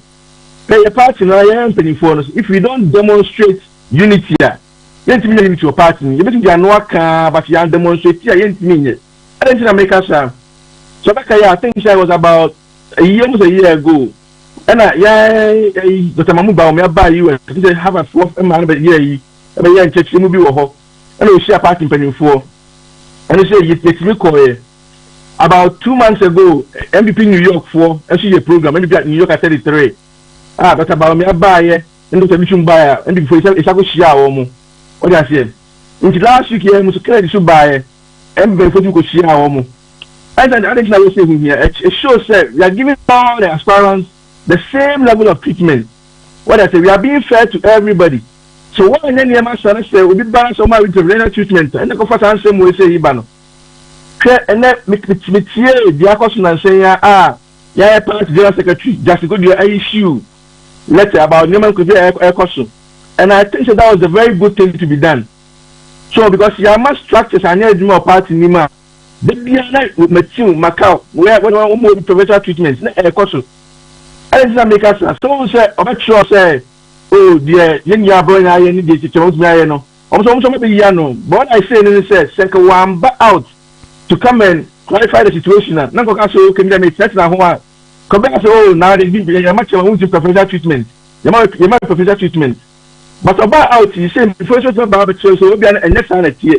What I say is I think those are the things that we need to do as a party where we need to start showing fair treatment across all boards. Me the I say, yes, parents, you say, you know, you have a election, almost any debates, when I got a phone, Obia, say, Casa can outcome, criminals, not between me, the Mamu Baumia, do tune, come Japan, play the Japan, any by the time you know when you debate, me and you, no Casa, because then Ghanaians going to appreciate who we are bringing as a candidate, God willing, this January 2026. In fact, over Ghana said, even on social media, MPP from Maba will be at CSC. I can say, or Matwairam. Ya enyase geto we tuma ne yonko na we tuma ne yonko obi nim se panimu wo party mu biem wo ka say pe wonu nya adwese ba inse so be ode superior argument be ba no na wo di watem na we di atem na we atem ayaka ne ntokwa basa na ebam America hola mo no so sa na ti ana Gordon kakaka de ba so be sha na say tell America no Miami chapter if I Washington DC metro area, I comprise Virgin DC Maryland. Now say a picnic. Sharp is no. Not can for home interview for. Not bound for home interview for. 2 for home interview. We are general people. Be a bar. Be interview for. And make us because you create an opportunity for everybody. No. Family come up na serious. What I say we see a can I pay. We go find X. We see a dedication by Obi Canadian. That is the environment that we definitely you're quite friends also different because obey a leader. It's definitely when political come back. But send a year of leadership in the past and how we handle the situation is far more critical. To me, I want to me. So and a year leadership, you take it one side that then cannot be fair. Me say me here around say me what 3 states we could just be here. Come back say oh and I want supporting my candidate. You know, I'll be bringing a problem in my chapter. What is the MPP I say, yeah, the entire will be at you. One baby, and will give fair treatment and make sure that all the candidates have the same chance to become a flag bearer of our party. So far, there's a synergy going on, but we still can do more to show, say, I can't say any echo, and then talk within the party. The Momo area, said, I want your DMV, right? Yes, DMV, yeah. Washington DC Metro. Okay, DMV, yeah. Virginia DC, Maryland. That 3 states in we comprise the DMV. Enti it's a we no so for now ba New York so one also say almost makambu mana. Oh, everything USA there in general in Kabomwa, over New York, Chicago, Massachusetts. They say there's a whole lot of synergy. Yes, before almost support Ken, before almost support Baumia, before almost support Educhum, before almost support Brian. But we all have the same goal, say, 2 million. What I say, and I say, me can be one of the online radio programs says, MP4, say, I tell you one moment, Ghanaians over 2 million because Ghanaians are not going to give power to the party in dissolution. So, one fear in a year, that's over 2 million, so they were Ghana. In some cases, they can one boom. And I think that we demonstrate as a party, especially MPP USA. And demonstrate more beer who said, Shall I say Ghana, you put Ghana for 3 years. And I'm very glad MPP USA, the Jamaica said, so over for 20 years and now you want that Jerry John Rawlings rule. It took the MPP to bring us back to the modern dispensation MPP enjoying democracy CA. And MPP4 and a title Jerry New York Kenny was DC of say if I can remember if I can remember through the US people to see and then you enjoy that democracy, you know. So if MPP USA is taking the lead again to show say as a party, I think that is the right thing to do, and I'm very happy that we are taking that initiative.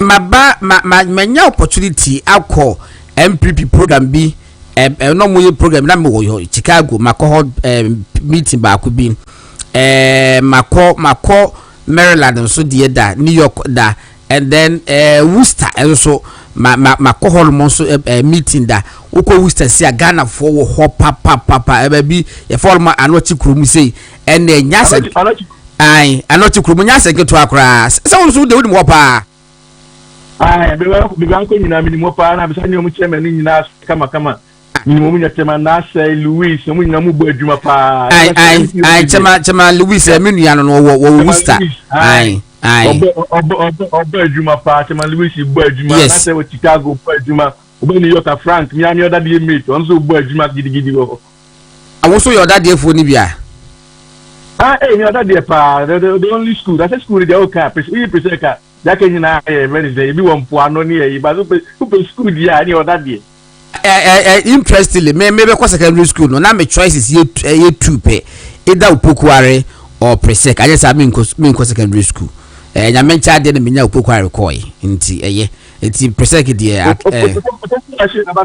Presec ke boa mo Upokuare si me nya wa de be se be nya si enti no se de mo take mo stance ya mo ye ni se na wo ka no every do bia wo say wo benkum anaso ni fa no dia ma try manage situation te be ya wantwantwi kese emem wunuan mo tie wo man Ghana mu wunuan mo social media Facebook YouTube ene X ne ba bia mo etie bia TikTok so nyina no afuto be na de be ma mo say there's life after the election the football be na de mo say from ne equals 31st January no how should they conduct themselves? Yo, the American say, Mr. Chief, yeah, penny for so. Yeah, penny for, yeah, party leaders, chairman, national executives, neck. Yamma fairness, be fairness, openness, Emma DBM. What is it? Say, yeah, controller, right? And I'm to say, I just never come to you, mono. Say, delegates to my decade, I'm my controller, yin be no be a mawasama, Fabra. What I say, nay solve it. Nancy, Sabatia, the team can force your task force. I'm on my election monitoring. Ubusamia, me, I don't think it's important. But then I'm going to say important. But you know, it's me engage you almost. So when it's what are your concerns? How can we solve it? What I say, now it's okay. Say this idea. Now partner is okay. Yeah, my woman, I'm solve it. I think that's how we need to control the party. In all levels. When treat you be very fair, you create a fair platform. Emma will be because we are Shana and Saturday member of and not process no DVSO or jump bedway as I said be any. Now as the delegates now, they become any more or to a banner. Look up and say, Obi Banner or cast much more. I was a bunch of a cast much more. I was a Mubusak of one as a man conform. Then I say, don't be so be able to make us over them bar or the more Juma. We can buy me the digital solving problems. Send away are solving. I'll give you an example. So Obama Ghana will be food secure. Obama Ghana bar. Send a bano. Assassin anyway. In Kitauban only I him for the bay. I'm just asking them more new Ghana. How are you going to get a workforce? What I say, I'm about the Ghana number. I going to tie to education system. There are a lot of questions that you can ask our flabbers. How much church anyone but some you. Obama so may say, Baba more Juma. The AI, about the Sovigalam say, and it's higher 9 months in almost Sovigalam say. What I say? Then you will have problems. If you say flabbers in deep questions and based on that, no, yet you part Ghana for the team manner, which are born American 2028. So those are two advice I'm going to give to you call for the leaders. You have to be very fair across board, and then call for number 2 about the you have to ask deep questions about our case. Because you are not deep candidate. I bet they say to Ghana for dinner soon. Okay, Janice. And yam say and then you bring any a real mohono no. You better say. Nyame adoma you better din komo anytime bia na you better ma feel bia no and I say wo bibia say wo say bia discuss here. Just reach out. You better me Eddie ehon enkomo why. Yo, minya God me da support here juma papa wo yi because in Ghana for here. It's unfortunate that there is so much culture of silence And say, the AI, any event, a tracking of IP address. This is a very bad precedent. So I said, Ghana phone now, because what's actually with IP address? I say, who didn't come over fake crime now? It starts creating a culture of silence. I expect civil society to be able to rise up against some of these things. Many people are close to Ghana and I look at cyberbullying that is going on. Or say it's actually for civil societies, political party leaders. Or say it's capture. Obi announce you said the Muhammad Sabat, animal Besakuso. Was it not before the was no? They will criticize this culture of says you know or social media for so no my enkasa and never be able to do. It's much better Ghana for say all well meaning Ghanaians said, please, this is a very slippery slope. Let's make sure say we bring back freedom. No better much dream. We try to test our time. If I don't know your dream there, but we say if we inside the bay, if you are trying dream, let's have a better Ghana agenda for all of us. Before Bekono, would be okay. Was all Chicago, a friend of Kwame Ajeman. Now, was say, I'm listening to your interview with my NPP executive in DC. In every contest, there's a front runner and others, but the playing field must be fair. In this contest, so far, the leaders have been fair.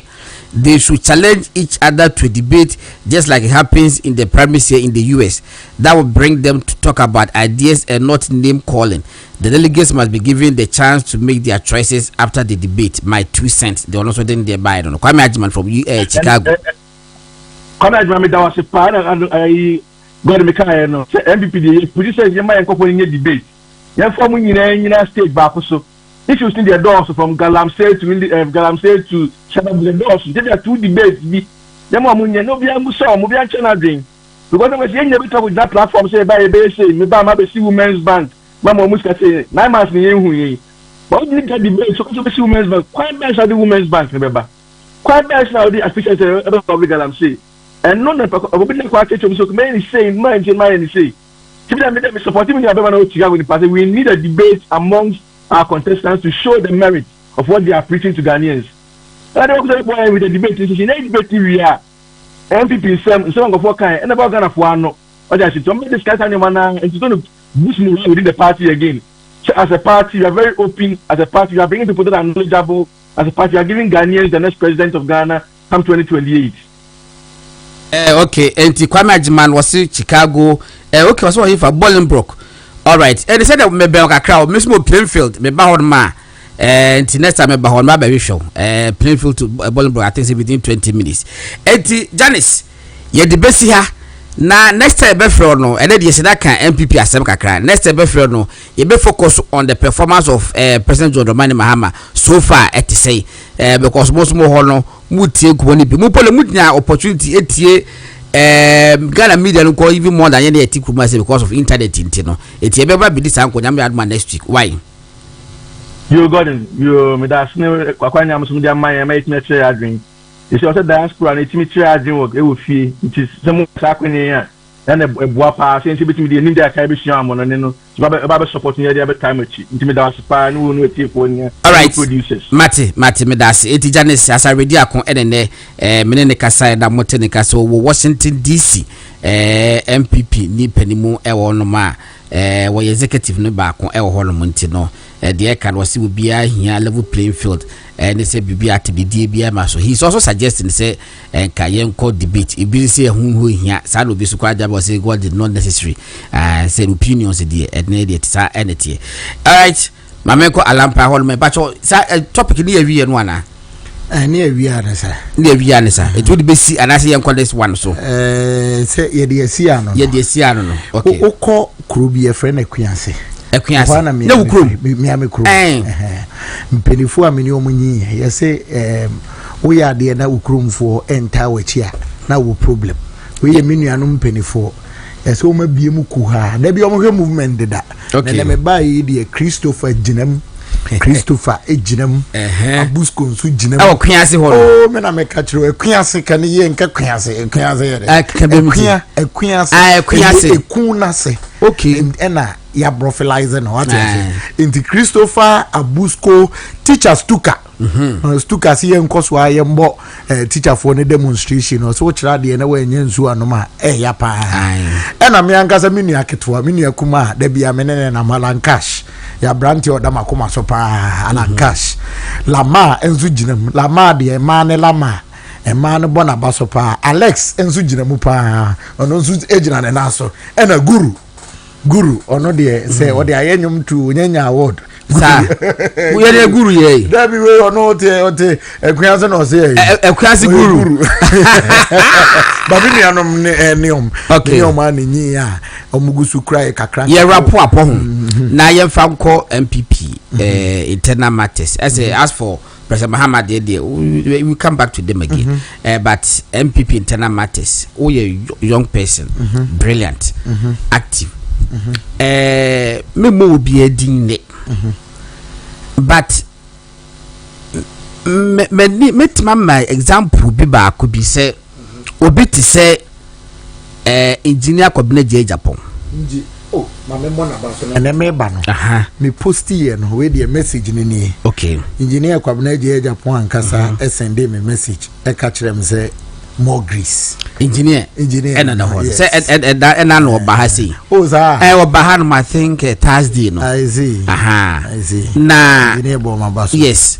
say wo hwe engineer Kwabena Japan 1998 sunyane one support President Kufuor then aspirant no manage Ira Kufuor on the manage Ira Kufuor e wo sunyane yes obi ehun se sunyane de so mu ye den pa na Galacticus what you say e chese da anu odin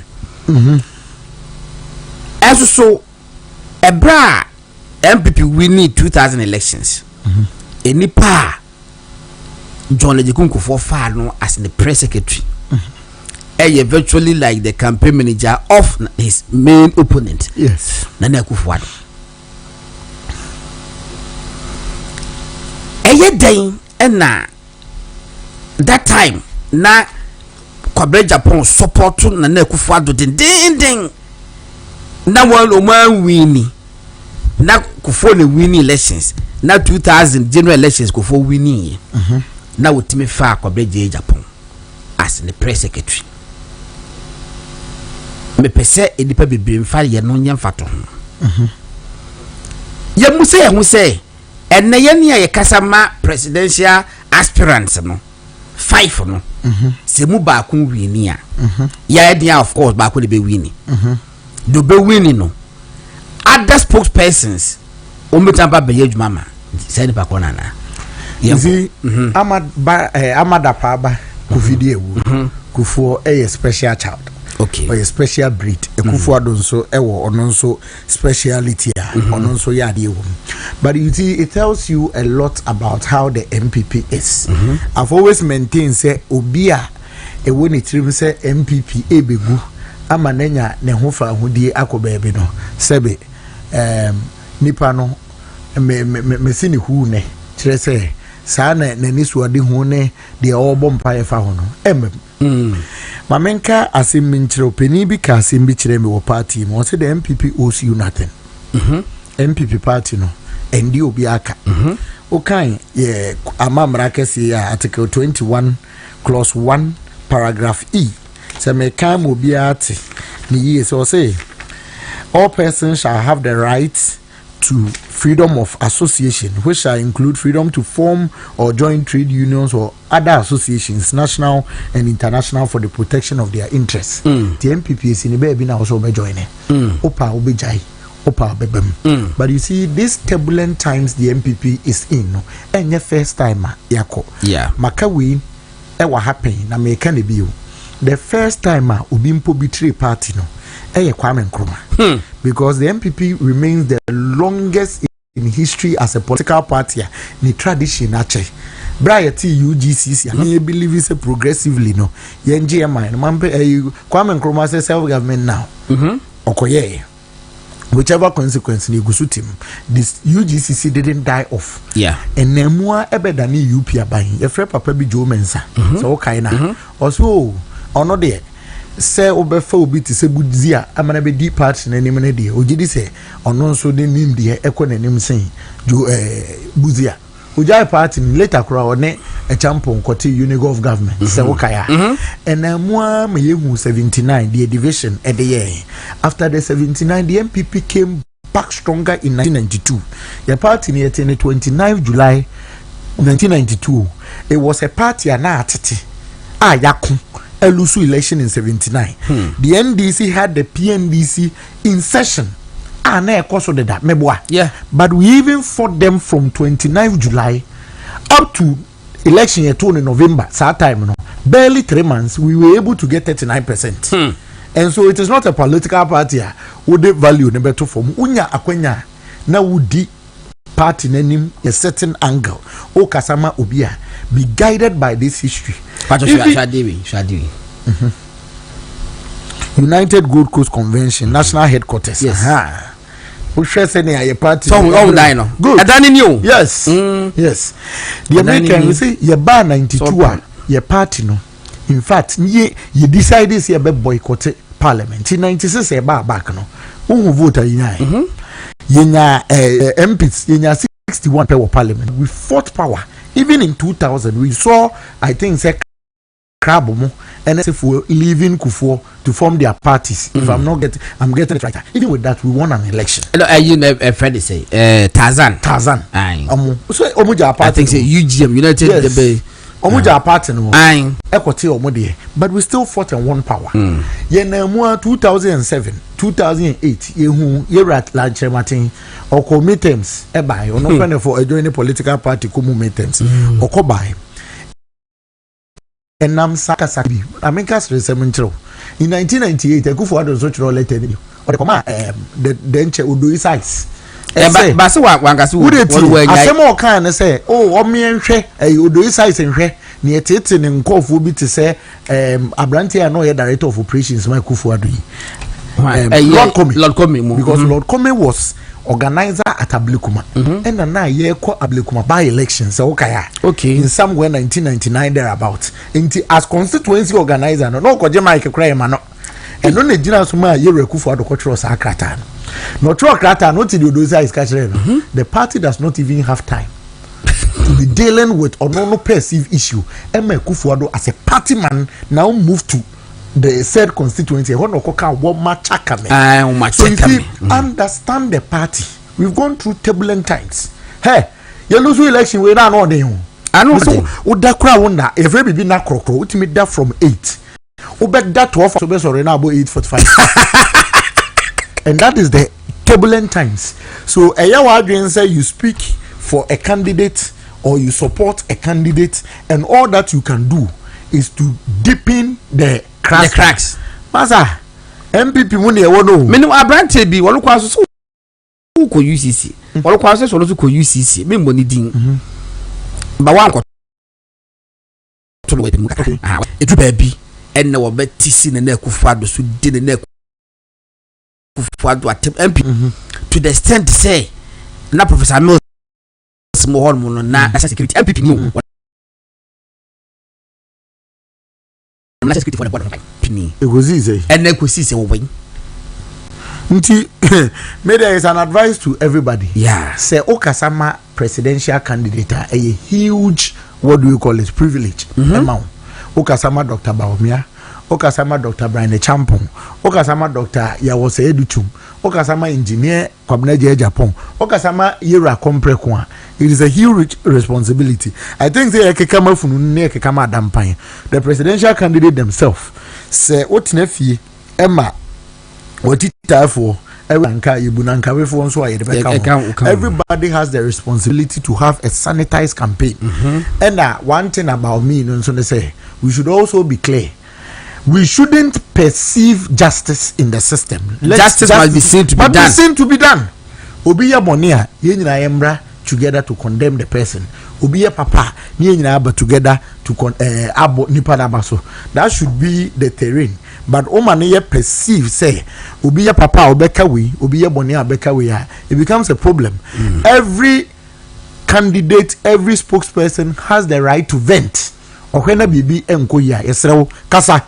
Because one kasa utri ho a iwe ibone ba wo kasa ne nso no aye measured say party no you say no social media no kasa improve say na nsen centroni a wo Metro TV ani ampofu no mo ko twen nsem na what that's why na wo ko oh so ha and kro host issue I don't know if I ready still obi kan say NDC ni me nhye danim ebi agodan Asare-Bediako ebi awura ma mu height ni me na ma say sare me come baby endi okotracho niema bi galamsey no supervising ayi bo ye chia afedi o se mampani mahama mfama ahemfo da bi mo ye dapafo pa mo amokasa mo ye dapafo ene de mu nsa ahemfo betima fight galamsey ahemfo ye tua tax mo ma santenhere nto no moreover Ghana constitution na wo ho mra ne che say mineral resources bi bass asase a hwan dia mampani you was it in tax enyo hene dia eti adena basa provision na kura na adena beja pade no ana beja pade mo so hene ne nkobo ho ban intend there I disagree with them. Article 257 clause 1 of the constitution. All public lands. Where minerals, natural lands. Natural resources. It is Aaron. I said you I don't know nothing. Na lampan. One am need good. Article 257 clause 6. Every mineral in its natural state in, under or upon any land in Ghana, rivers, streams, water courses throughout Ghana, the exclusive economic zone, and any area covered by the territorial sea or continental shelf is the property of the Republic of Ghana and shall be vested in the president on behalf of and in trust of the people of Ghana. Excuse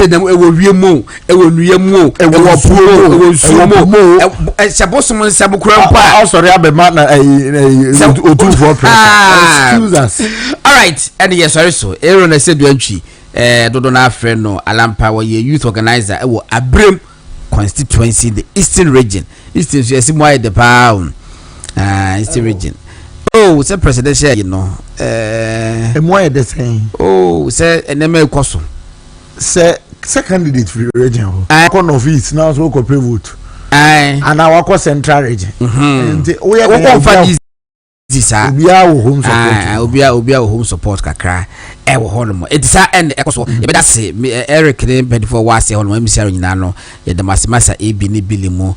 Yada munina ase adongo mamena eyiso ase akala GH of course me general manager Krezo Kweku meda wase efem Gordon Asare-Bediako nyame adoma echina anopa yebehia movement in the morning with Kweku de Roni Dasebre ene o market na me so se Kweku nyame adoma echina so yebeti Kweku so enka.